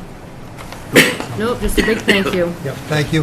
While you're up there, let's do the accounting Good job. one. Okay. And then I think we're going to maybe hold off on the non-monetary articles. Works for me. Brevity, I'm all over it. So the overall increase for the town accountant's budget, number 135, is $4,324. The bulk of the increase is in salaries. 3 of the 4 full-timers do qualify for steps, and COLAs are built into the estimate. There is a $9,500 reduction in technical services that you will note, and that's because this is the off year for the OPEB actuarial study. So we do not have to have a full study done, we just need to roll forward, which is only $1,500 as compared to $11,000.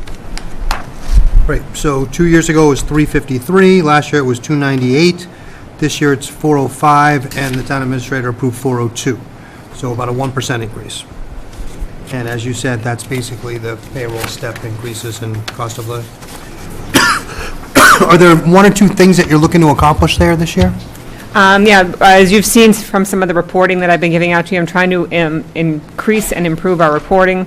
We're also looking at our fraud risk assessment and COSO framework to be in compliance with federal guidelines. And if it kills me, I'm going to get a popular annual financial report going, but it may kill me, but I'm going to try it. Great.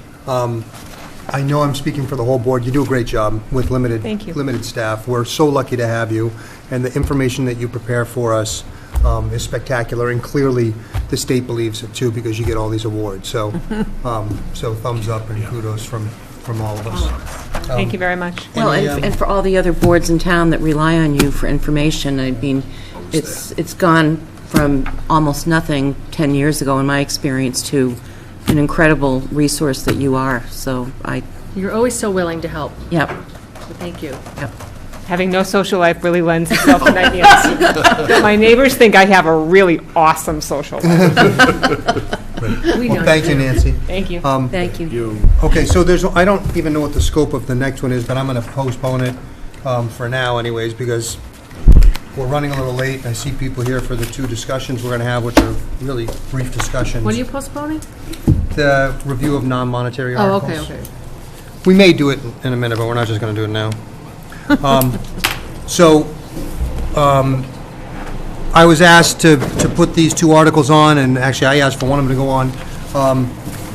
And I see some of the same people for both of the things, discussions going on. So the first one we're going to talk about is the shellfish aquaculture.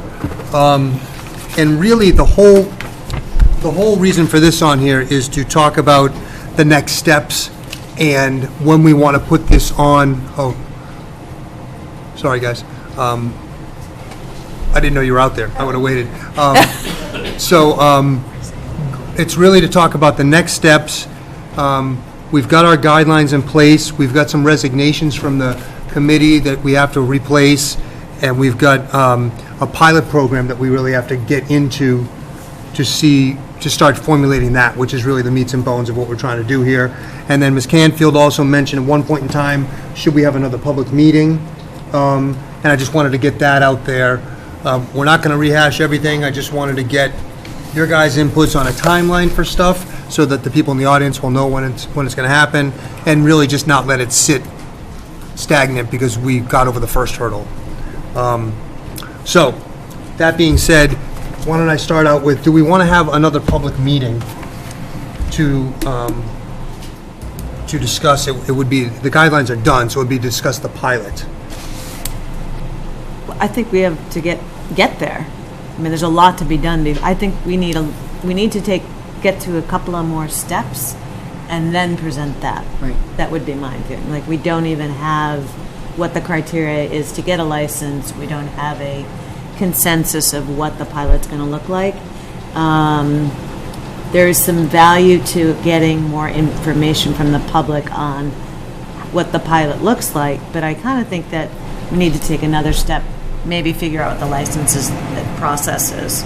That's just a procedural thing that would be good to inform people, and then maybe at that point seek input on designing the pilot. What we've come up with, okay? Does everyone agree with that? Yes. So we should have a meeting ourselves, we should try and give some foundation, some kind of structure to what we want the pilot to be in terms of how big, where, how we're going to choose people, that whole stuff. The guidelines are going to dictate the process to some degree about filling out an application and getting it to the committee. The committee's got to be repopulated. What are there, 2 members, Sue?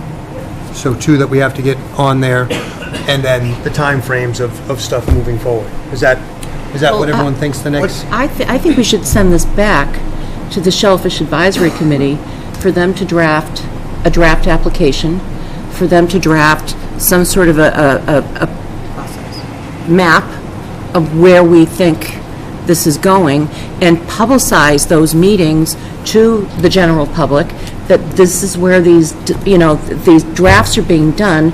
If you want to have input, start with them, and then they can send it up to us, and then people can have input at our meetings. So I feel as though, I don't think that we as a board should be trying to come up with the application or come up with the map.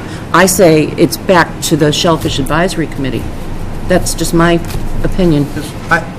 Go ahead, Sean. Has it been sent to town council yet? The guidelines?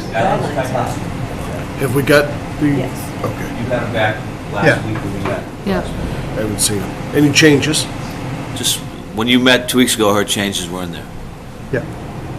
To follow up to Sean's thing with timing, can I ask, how long is it until we get some sort of feedback from the Mass Fisheries and Wildlife, or Wildlife and Fisheries Group? Because don't they have to bless our regulations? I don't think so, no.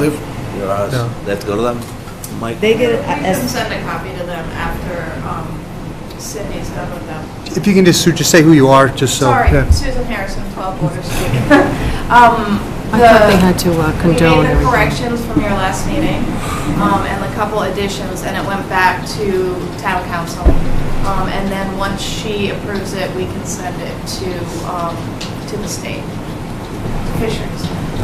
So, just to comment on Karen's comment, I think what we need to do as a group is come up with kind of some structure, like, here's what we're looking at, and then send it back to them to come back with some recommendations. Because they've showed us a map that had 32 things on it, and they don't know what scope we want to do the pilot. So I think we have to come back and say, we want, Some direction. we want a map that shows 5, 6, and 7, or 2, 3, and 4, or 10, 11, and 12, and we want to keep it in this area, and we want to tell, here are the guidelines that we want you to work on, as opposed to just saying, they've told us. I mean, they've told us what can do, and we've been to a lot of meetings and heard a lot of feedback, and I think we've got to give them direction before we just throw them the canvas and say, you paint it. Well, but see, I think they've heard the feedback. I think they've been in all these But meetings. they don't know what we want. I think Well, all of, if they make a recommendation, then we can say, yes, no, fix it. But I don't know how this, maybe Jim is going to do it. Who's going to come up with this document? what to- document? Well, Well, like, I don't want to jump in, Karen, but Yeah. what you just said, Tony, you know, if we're going to tell them where to put their plots, is that? No, we're going to give them some idea of, because, for instance, let's say you go out there and they say, we think the best thing is 12 plots, and we think it's right in the middle, because that's the best area for doing this function.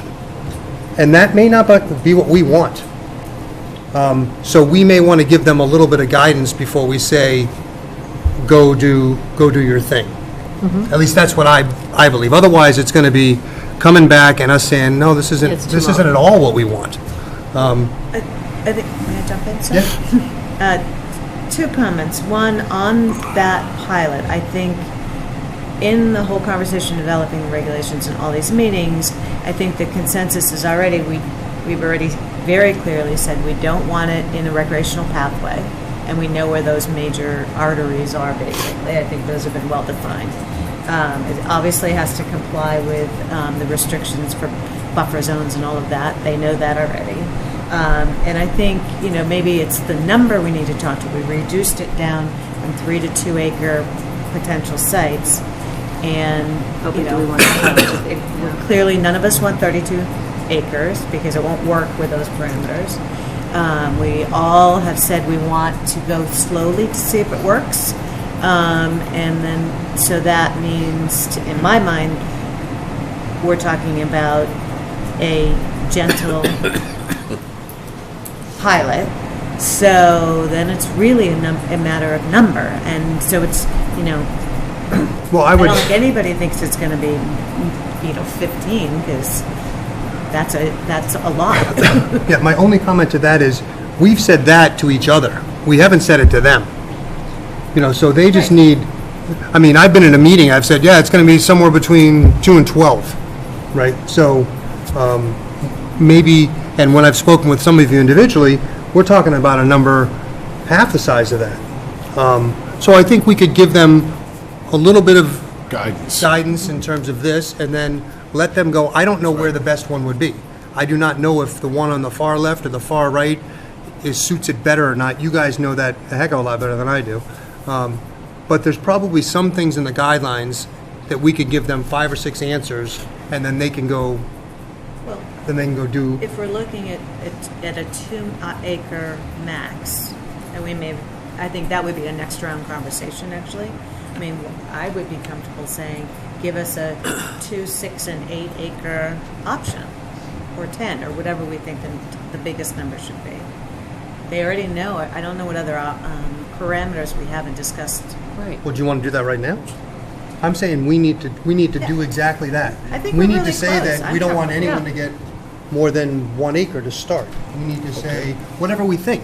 All right, now we get over that hurdle. Well, but- Then we're gonna say, are we gonna tell them or recommend to the commission how they're gonna find that individual, how they're gonna No, that's Well, that's the lottery? second That's part in of our my guidelines. comment. Oh, So okay, I would assume they would come back, we'd give them these 3 or 4 or 5 things that we think. Right. And they're gonna come back with 6 different options for us. Here's 3 of the 2 plans, here's 3 of the 4 plans, here's 3 of the 10 plans. We can look at it, Right. and then we can say, okay, this is the one we like. Right. And right. then we get to the point that Karen was just mentioning, how are we gonna pick them? Right, which is to me the second point. I think that that's their expertise, and we have, in the course of a lot of these conversations, hashed that out. I think, to Karen's point, that particular piece, I'm comfortable saying, take the information you have to date. The big factors are going to be the mechanism. I think the biggest factors that are open are, is it a lottery, is it based on a weighted system, Right. whatever. I think we've had those conversations, and I would like to see what the advisory would recommend. Because I do think we've had enough conversation on it. That's just my feeling. Well, we haven't publicly discussed how we want to do it. Right. What often happens is an advisory board comes back and they say it should be a ranking system, a lottery system, but it may not be what we want. That's true. And all of a sudden, you've asked somebody to advise you, and you're telling them, well, that's not what we want.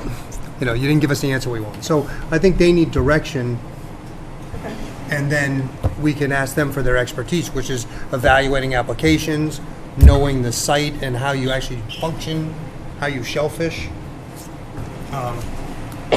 So I guess I would recommend that we all, maybe I will come up with like the 5 questions that we should answer, and we just have one meeting where we come to some sort of consensus where it's between 5 and 6 lots, it's, out of the recreation area, don't put it in quadrants 3 through 18, whatever we deem, and then we hand it to them and say, come back to us with some options. How quick are you intending on doing this? I know, that's part of the question too. We got the holidays coming up. I mean, when do we want to address this? Is this something that we have on a February meeting? Is it a January meeting? Is it how quick do you guys want to move on this? I think it's somewhat important to keep going. Yeah, So, January. so sometime in January? Well, if the next step is for us to give them direction, I think we should do that as quickly as possible. Because then January- they will have time to respond. Right. So our next meeting isn't until January, right? January 7th is your next meeting? January what? 10th? 7th. 7th. So the 7th or the 21st? You want to put it on the 7th? I think so. Yeah. Okay. So at the 7th, we'll get some sort of list of questions out to all of you that we're going to discuss those 5 things, and then we're going to turn it over to you guys. Do we have any other, do we need to go out and ask for people to be on the committee? Well, my recommendation would be, first of all, only one appointment is from the Board of Selectmen, the other is the liaison from Waterways that Brian Kelly is going to have appointed Okay. at his meeting. Because Craig Rose and Christmas and Waterways meetings are the design. Okay. So my recommendation would be to look at the applicants that have already applied, the long list of applicants you already have, and have me get in touch with them to say, if you're interested in an aquaculture license, you won't be considered. Right. So So- before we go out and publicly advertise and get another 25 people, Okay. I think we need to look at the people that you already interviewed. Yep. So can you reach out to them and see, so at our next meeting, we'll also select the members to go on the committee? Yes. One? The one. Right. One member. We do that. So you'll come to us and say, these 7 people are still interested. Yes. Who do you want? And they will know they can't get a license. I will tell them. Yeah. Right. And I think just for point of reference for the process, I don't think we can have a public hearing until we have a document to present to them, a pilot to present to them, and then have it vetted. No, that's what I That's was what you were saying, saying, is we yeah. don't have anything new to do, say right yeah. at this point. Okay. So then they'll be back and forth. They'll I come hear to you the say that, plans. sorry. And then we'll have a public meeting with that plan Before we approve it. before, right. Yeah, okay. All right. So are we good with that? Yes. Okay. Did you get all that? I just am selecting will find the information for January 17th. I like All right, I'll watch the film. Bill? Tony, do we have a printed copy of the rules and regulations? The guidelines? All I could find online was September regulations, and was just a Can draft. we update it? So I think we can, I think it all says September, but we will get the most recent one on there. Copy tomorrow? Should we wait till the council? Yes. Draft version from the last meeting with the selectmen's changes. Okay. As soon as we get the back from town council, we need to post it with an updated date. Yeah, can we change Yes, the it's- footers and the it's the headers and date. all that stuff? Okay. I changed the one that said All they sorts have. of Yeah. forms, some in Yeah. green, some in red. So Bill, what we'll do, Posting drafts. what we'll do is when town council gets it back, Yeah. we have to approve it, right? Did we approve it We with already them? approved it. Right, so once we get it back from town council Right. and Pending, it was pending. one of us reads it, then we'll put it on the website. Okay. Effective in the next 2 weeks before this January meeting? Before the January meeting, yes, Okay. but not before Christmas, probably. And I don't know when town council is going to get it to us. Have to call it for an I'll update. call her tomorrow. Yeah. Yeah. It honestly shouldn't. It's There isn't 2 that much seconds. Yeah, you're right. Not much. I accepted Yeah. all the changes, so it should be. It'll be as quick as when we get it back, it'll be up there within a day or so. Okay. We can e-subscribe them to anybody that's signed up to receive it. So you subscribe to receive some of the judges from the Shellfish meeting. I Can- can- Yeah. That's a great idea. Because then we'll e-subscribe it out to everybody. Go right out to them. Right. Yeah. Great. Yes, ma'am. I think the title search was an open item, at least in the Title Can you say that a little search. louder? I didn't hear. Title Title search. search? Oh, Does the town actually? Yeah, I just have to get the paperwork from the guy who did it. He told me the title's all done and it's fine, but I asked him last week for the actual paperwork. I'm just waiting. would that be something we post on the website, or? If you want, yeah. I mean, I'll get it to you first, but I gotta get it. Yeah. I'm just, Actually, I'm not finding any records that we own 32 acres out there. So I just started with the assessment database, and there's not 32 acres. So whatever we get, we'll post. Okay. So why don't you make sure you're on that email chain also, so when it gets posted, you'll get notified. So are you confident that the town owns the entire property? That's what we've been told by a title. That's what we've been examiner, told, yeah. but we'll have a document that states it. Okay, are we good with this? Yes. All right. Fine. Good, thank you all for coming in, sorry it overran. The next topic we're going to discuss is the room occupancy tax.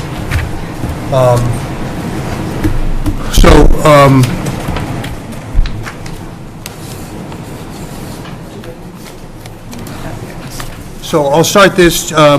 Linda Ferguson, owner of the Inn at Scituate Harbor, came before us, I don't know when, a couple months ago, and brought up some concerns about the occupancy tax, which we implemented at the last annual town meeting, and it was at the full amount that we could do it, which was 6%.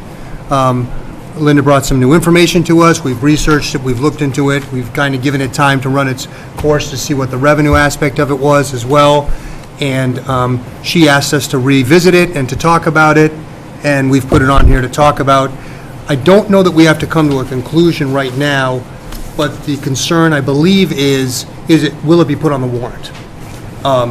Because there's deadline. If I, just some information you may not be aware of, is that a citizen's petition was filed. Oh, it was, okay, With the town of Scituate, so it will be on the warrant. okay. Oh, then why are we talking about it tonight? Whether or not is a different matter. Okay, I didn't know that that had happened, so, Wait, just move. Well, It just happened, okay, well, because they were due today by 4 o'clock. okay. but can a citizen's petition be withdrawn? Yes. Because I think the point, Can be, but you have to have all the people who sign the petition sign it Well, as you can IP it at town meeting. No, but I think, listen to Karen, I think Karen's not finished. the reason why the citizen's petition was filed was because the deadline was coming up. Placeholder. And so she wanted to be sure, the petitioner, that it got on the warrant one way or the other. I believe personally that the board should sponsor the warrant article. And that's what I believe. And I don't believe that we should have to put the petitioner in the position of having to have a citizen's petition on the warrant. Even if we were to support it as a citizen's petition, I still think we caused the issue, and therefore this board is in a position to sponsor an article to fix what was done. Well, the only reason we would put it on there is if we want to change it. And that's why Right. it's on here to discuss. Correct. So Correct. if that's the case, then the board will vote, the Right. board will vote, and then we would decide to put it on there or not. Right, right. So And I we, believe- I think we have to vote, tonight is when the warrant is closing. we can so- reopen the warrant whenever we want. But So if we wanted, why don't we try and discuss it tonight and see if it's a 5-minute conversation? And if it is, then we can decide what we want to do, but not go to midnight like we did last. Yes, we're done. Nobody wants to. And because we still have some other things to do. So, Karen, why don't I let you lead the discussion? Well, yeah, last year at town meeting voted to implement a 6% room occupancy tax on, I mistakenly thought the inn was already paying the tax. I thought, personally, being at the meeting, that this was simply being extended to Airbnb properties. Well, it turns out that wasn't the case. We were told at town meeting that that towns around us that this would be net neutral. Unfortunately, Cohasset and Hull and Marshfield all have a 4% tax. Therefore, I think to be fair to our businesses in Scituate, our small businesses, that this tax should be reduced to 4%. More? I agree. I think there was some confusion in the information that was shared at the point in time that we voted in the 6th. So I would support putting it back out there for reduction back to 4 to be, I mean, we looked at the numbers are negligible. You know, $10,000 means more to the inn than it does to us, really. Not to poo-poo 10,000, but it's a lot more to her than it is to an $80 million budget. So, yes, I think we should support an article to let the town decide. You know, it's going to be up to the town again, but I think we should do that. Karen?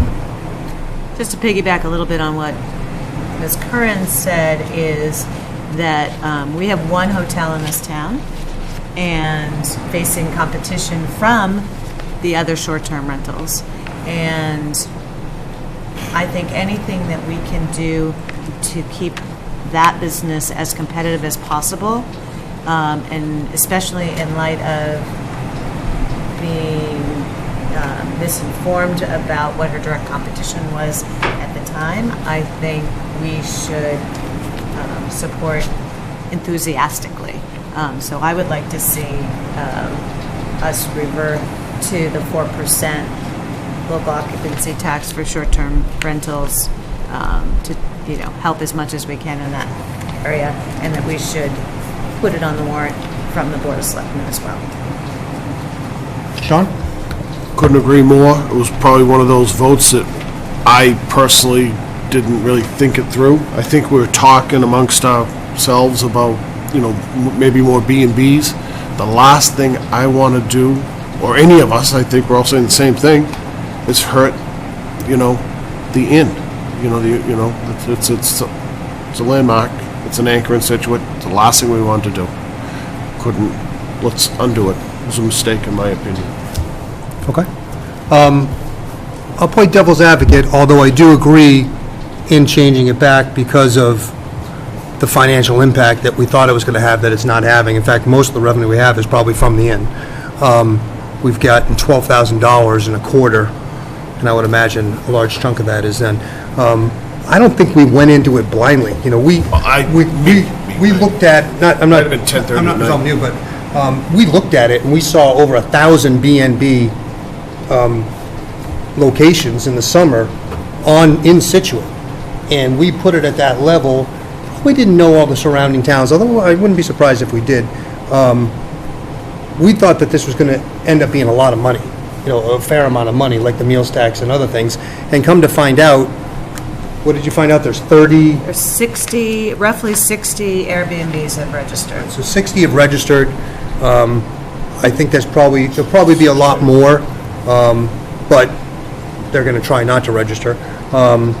And it just didn't turn out to be that way. And although the number is nominal, you know, it's on the 2% on a $200 a night room is $8 or something, you know, $4. You know, Linda brought up a good point. When you're looking for a hotel in this area, and one's $205 and one's $201, probably going to pick the one that's $201. I don't know if it's having a huge impact on business at the inn, but it could. So until our competitors go up to that level, then I think it makes sense, because it's not a cash cow. We're not making any money on it, and we can just reevaluate it every year. You know, if Cohasset goes up to 6% and we see that a bunch of Airbnbs are registering, and we see that this could turn into $100,000 a year instead of $10,000 a year, then we can reevaluate it. But at this point, it's more of a, although it's small, you know, it's more of a burden on one person than everybody else. So I would agree with you guys. Do you want a motion? Do we need a motion to vote? Or Jim, do we have to just make a motion to put it on the warrant? Should, yep. Okay, so let's just make a did we put, we didn't. No, there's nothing on here, so. No, it says discussion and vote. Yeah. So why don't I get a motion to put the, create an article on the warrant for reviewing the meals tax, the occupancy tax. I move that the Board of Selectmen put an article on the annual town meeting warrant that addresses the room occupancy tax reduction from 6% to 4%. Second. Second by Ms. Canfield. Further discussion? Seeing none, all in favor? Aye. Great. 8 minutes, but those. Everyone go stay at the end. Okay. We're on to new business. We have some license renewals. I have a sleepy machine. My machine's asleep. Does anyone have that? Yeah, I'm just.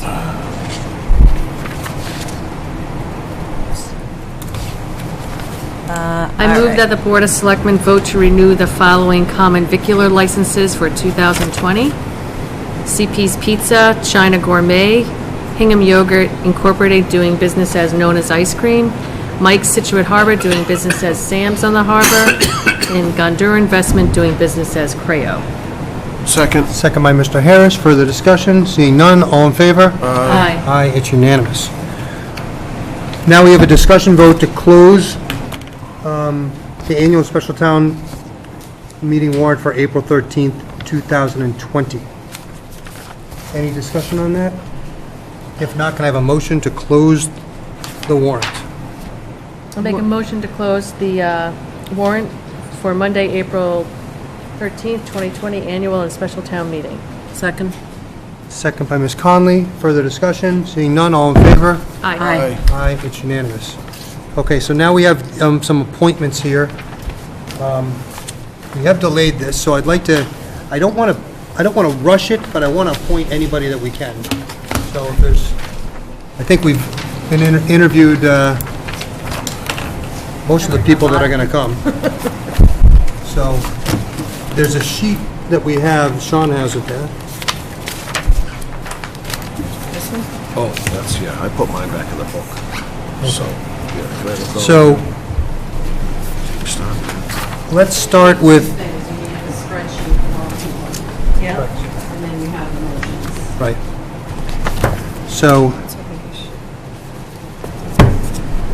So we did, Are we starting with Concom? I'm looking, Or have we done that? we already appointed her. Yeah, so we still I have have to to. get, don't start with Concom yet. I'm gonna look at my notes. So we, with the renewal. Oh, no. So Lorraine, the list of motions is the most current. So with Concom, there's still one renewal open in one position, is that correct? That's correct. So, because we did, Well, hold on. we did Penny I'll put it already. in the book. Yeah, yeah. so you're going to need the book too. Can I just say we have 12 minutes left on our DVD? We'll be done. We'll get as much done within those 12 minutes. Because poor Lorraine has been waiting for 8 months to get this. It's just the phone calls I get every month. I know. If it runs out, it runs out. And we, So there's only one renewal, and you appointed one person already. what number is Concom? This one? 2. 2? 12. It's tab 12. Oh, you're right. All right, so let's, Andrew Gallagher on 11/19. Yep. So you have Lisa, I don't know, Case, who wants to be, who requested to be renewed. But you also have several applicants. So you have to make a decision. So, Yes. so the renewal was Penny, which we already approved. We had it. No, there's We another also had renewal. Brendan Collins. There's one other renewal, okay. It says renewal or opening. Okay. Actually, on the motion, you need to decide which. so give everybody 60 seconds to look at their notes and,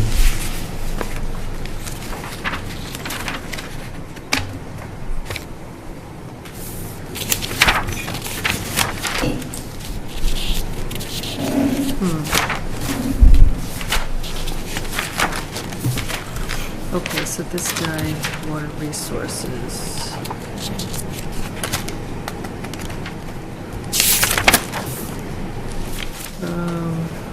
Use the software developer to protect balance, likes to find consensus.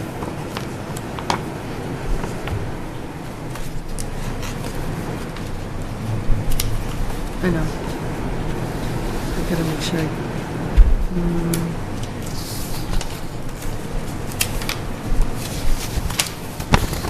Oh, okay, I remember this. So I thought we had a lot of great candidates for conservation. I think as I look at this committee, something that I saw this year was a lot of new people come forward. And I hate to turn new people away, especially a lot of folks that just moved to town, and especially a lot of folks that have new perspective. And I see a new generation coming forward, and I think it would behoove us to encourage their participation, because I'd hate to see it wane. So I would like to make a motion to appoint Brendan Collins to the Conservation Commission. He came before us as one of the young gentlemen that expressed that, conservation and finding balance and protecting, our resources was important. Kind of talked about finding consensus to get that done. I thought he was a strong candidate. Do I have a second? I don't know if there's any Second. Second by Ms. Conley. Further discussion? Seeing none, all in favor? Aye. Aye. All those opposed? So that's 5-0. The next one that we're going to look at is Coastal Advisory Commission. Oh, we had some good people. And that is,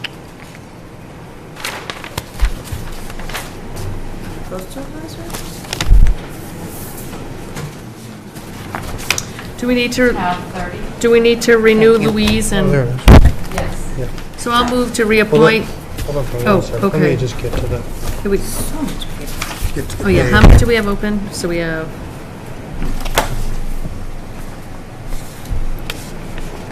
Did Patrick Riley say he wanted to renew? I mean, that would be up to the chief to do another Yes. fire, but, okay. Okay.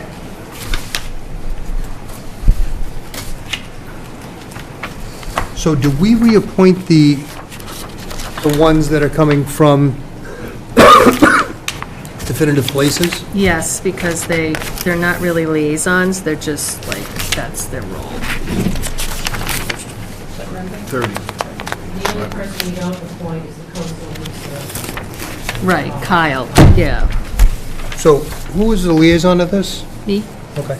So do you want to, Sure, I was going to say, I'll Yeah. move to reappoint Louise Funn, Captain Patrick Riley, Kevin Cafferty, Frank Snow, Jonathan Grant, and Linda Murray to the Coastal Advisory Commission for a term of 1 year or until a successor is named and completion of the Conflict of Interest Law online training program is completed within 30 days.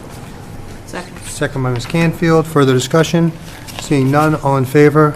Aye. Aye. Are there any other openings? I think there is, yeah.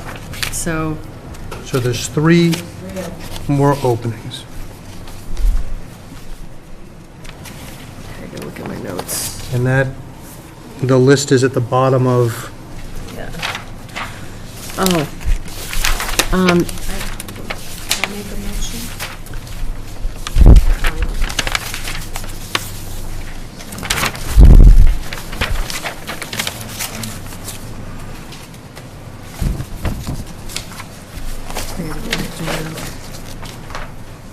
So you already appointed James Canavan and Stephen Tripp, but I deducted them. There's still the 3 additional. there's still 3 more? Yes, I'm trying to find it. because it was up to 12. It doesn't mean you have to appoint up to 12, but you have to appoint 12. I mean, Julie Conroy had experience with coastal zone management. I remember thinking she was very impressive. She's got an incredible resume related to coastal issues. Around the Coastal Advisory Commission? Yeah. Yeah. One second. Oh, here it is. I'd like, I'm sorry. You want to, can I move on? Let's finish our first. What did you say? Well, just, we're I just was in gonna discussion. say, so Jill, and I'll butcher her last name, Lamoureux, Yeah, I thought she was good.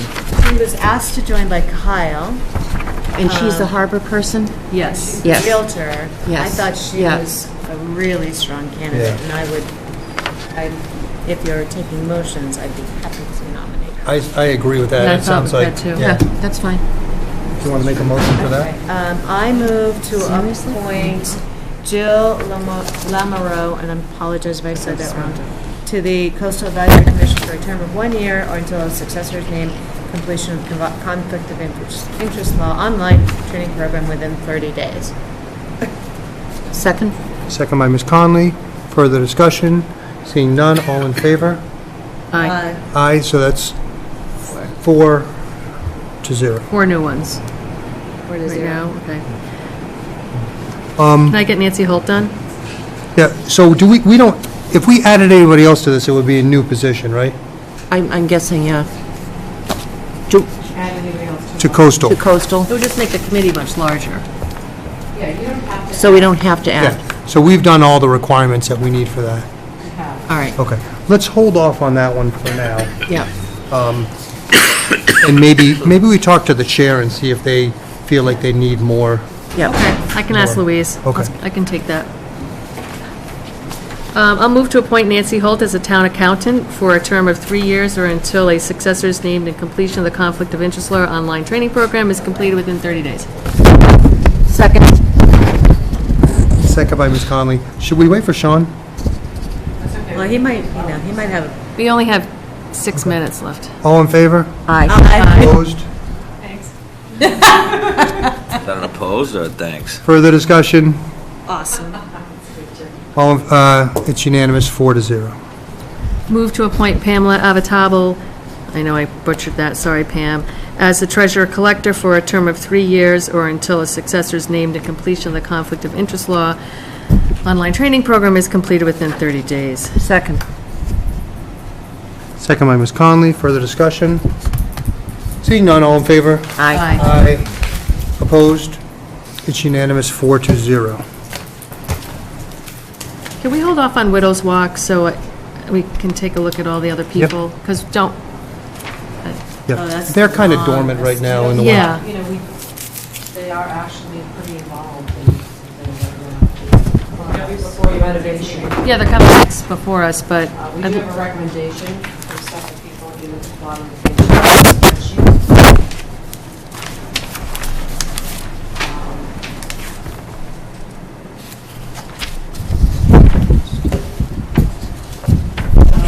One recommendation? Yeah. Someone's been actively coming to the meetings and, Did we meet him? to let you know that. We need one. Interviews. yeah.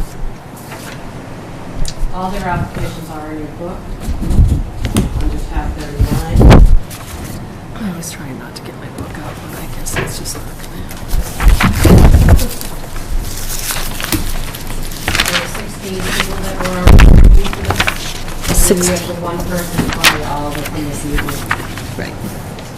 So there is a recommendation on page 2. To the recommendation, Mr. Chair?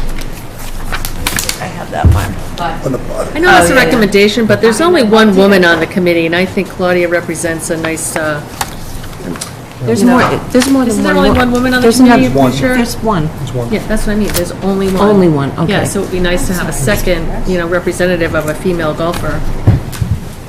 I think, That's yeah, just a thought that I have. let's say we go with Discussion. Bob's recommendation. Guy's been to meetings and he's, up to speed on it. Claudia would do a great job too, but if we're not, do we want to wait and think about it, or do we want to? Yeah. All right, we'll wait on 6. 7, this is a ZBA. We had some discussion last time about associate positions and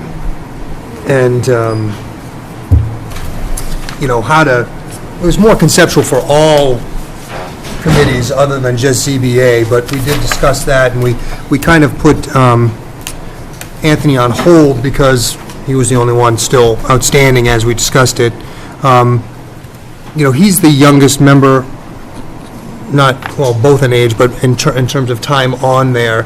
I think he's only been an active member for a year and a half, so I don't think my points really hold true in this case on ZBA. He's done a great job, so I would, I don't want anyone to think I had any, No, I just think the real confusion was based on the associate or alternate, whatever they call them, that we should be appointing them as full-time members, not that they just move up. Right. They've already, They have been doing. I mean, I did research it after you brought that to me. I did meet with ZBA, zoning, Bob, and Beth, and me personally, and looked at traditionally what they have done, and they do have in the zoning bylaws that they sort of fill the positions. right. If you want to change that, that would be a new change. Right. Well, the thought that I had, and I think Karen's getting at, if someone's been sitting in the wings for 5 years, and somebody just keeps reappointing, and they've been on there for 24 years, are they going to get discouraged by not getting to sit in the voting seat? I think this is not a good example of it, but I think that's what our concern was. yeah. Maybe that's a discussion for another day. All right, so I'll move to appoint Anthony Bucari to Bucari. Sorry, let me get it. Move to reappoint Anthony Bucari to the Zoning Board of Appeals for a term of 3 years or until a successor is named and completion of the Conflict of Interest Law online training program is completed within 30 days. Second. Second by Mr. Harris. Further discussion? Seeing none, all in favor? Aye. Aye, it's unanimous. So this water resource one, we've had a lot of interest, and we Wait, had we have another zoning position though, don't we? It's waterways, isn't No. it, Tony? It's water resources. No, that was Number- the only zoning. Number This 8? isn't supposed to be waterway. Number because 8 is George- water resources. 8 is water resource. It says waterways. Yeah, it's wrong. Oh. There's a word missing. It's water resources. Easy to make Yeah, that. it should be water resources. Right. So we had I thought we had two very strong candidates tonight. You did. I really like Bruce's background, although Andres was great too. There may be another spot for him somewhere, or either of them somewhere.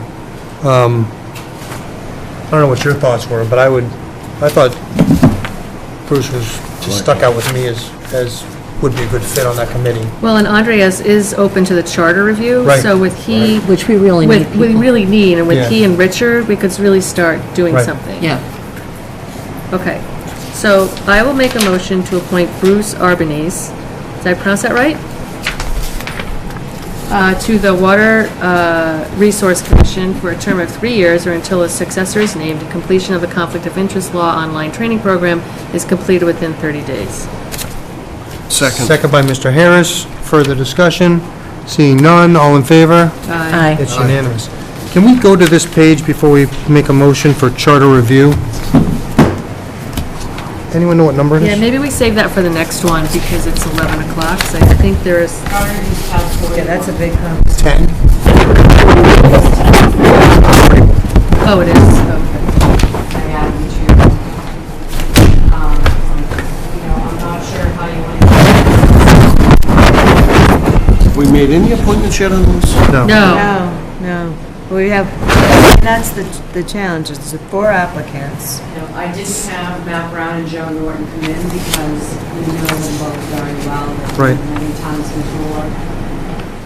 So we still don't have enough to, oh no, we will, right? We would have enough to. 4, 5, 6, 7. That would be 7, If we did, yeah. we have to do at least 3 to get At them meeting. least 3, yep.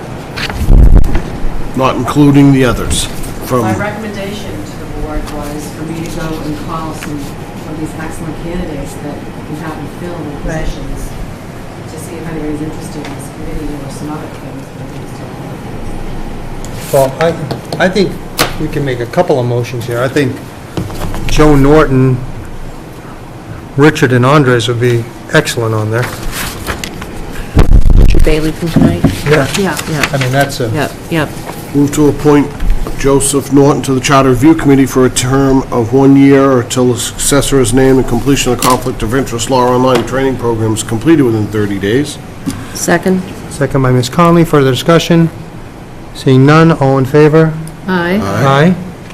I'll move to appoint Richard Bailey to the Charter Review Committee for a term of 1 year until a successor is named and completion of the Conflict of Interest Law online training program is completed within 30 days. Second. Second by Mr. Harris. Further discussion? Seeing none. All in favor?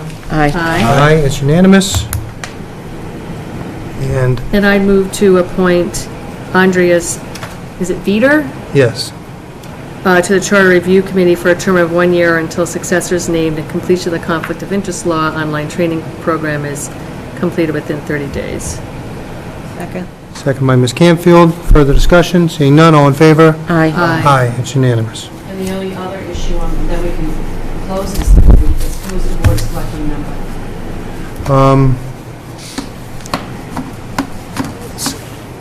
I think it should be the chair. Of course you do.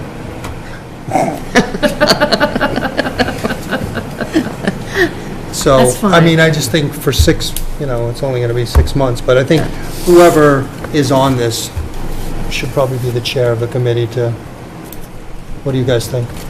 I agree. I mean, I don't know when they're going to start getting together, but I mean, I don't know that it has to be the chair, but I'm fine if you want to do it. I think the concept makes perfect sense. I think that the difficulty will be if this is a 12-month committee. Yeah, that's right. We're going to be splitting, Yeah. potentially splitting responsibility. She's trying to get you to say something here. Well, I'm just pointing out a potential problem. but either way, so wait a minute, so either way, It's the board chair switches in the middle of the year anyway. Right. So, That's true. doesn't really, It won't your matter. point, You're better off not having it at the chair.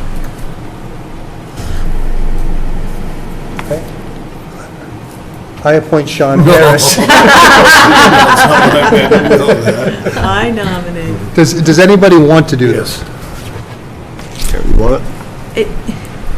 I think it's I'll do it. vitally important. I mean, I don't, I don't have a problem doing it, but All right. all right, then why don't you do it, and then we'll see where the tide goes in May, and I nominate Anthony Vignani to serve on the Scituate Charter Review Committee for a period of 1 year, or whatever it says, for a period of 1 year until a successor is named and completion of the Conflict of Interest Law training within 30 days. second. second, you know what, Oh, wait, do we even do it that We're way? all seconding. We just, I wonder if we should have two. Somebody just going, Then you have to revise the chart. yeah, Just do this, and Okay. then if he needs to just sit in for you, then you okay, vote that way. good. Yeah. Second, Backup without changing the chart. Yeah, we'll have a Right. backup. I seconded it. More will be the backup. all in favor? Aye. All in favor? Aye. Aye. congratulations. It's important.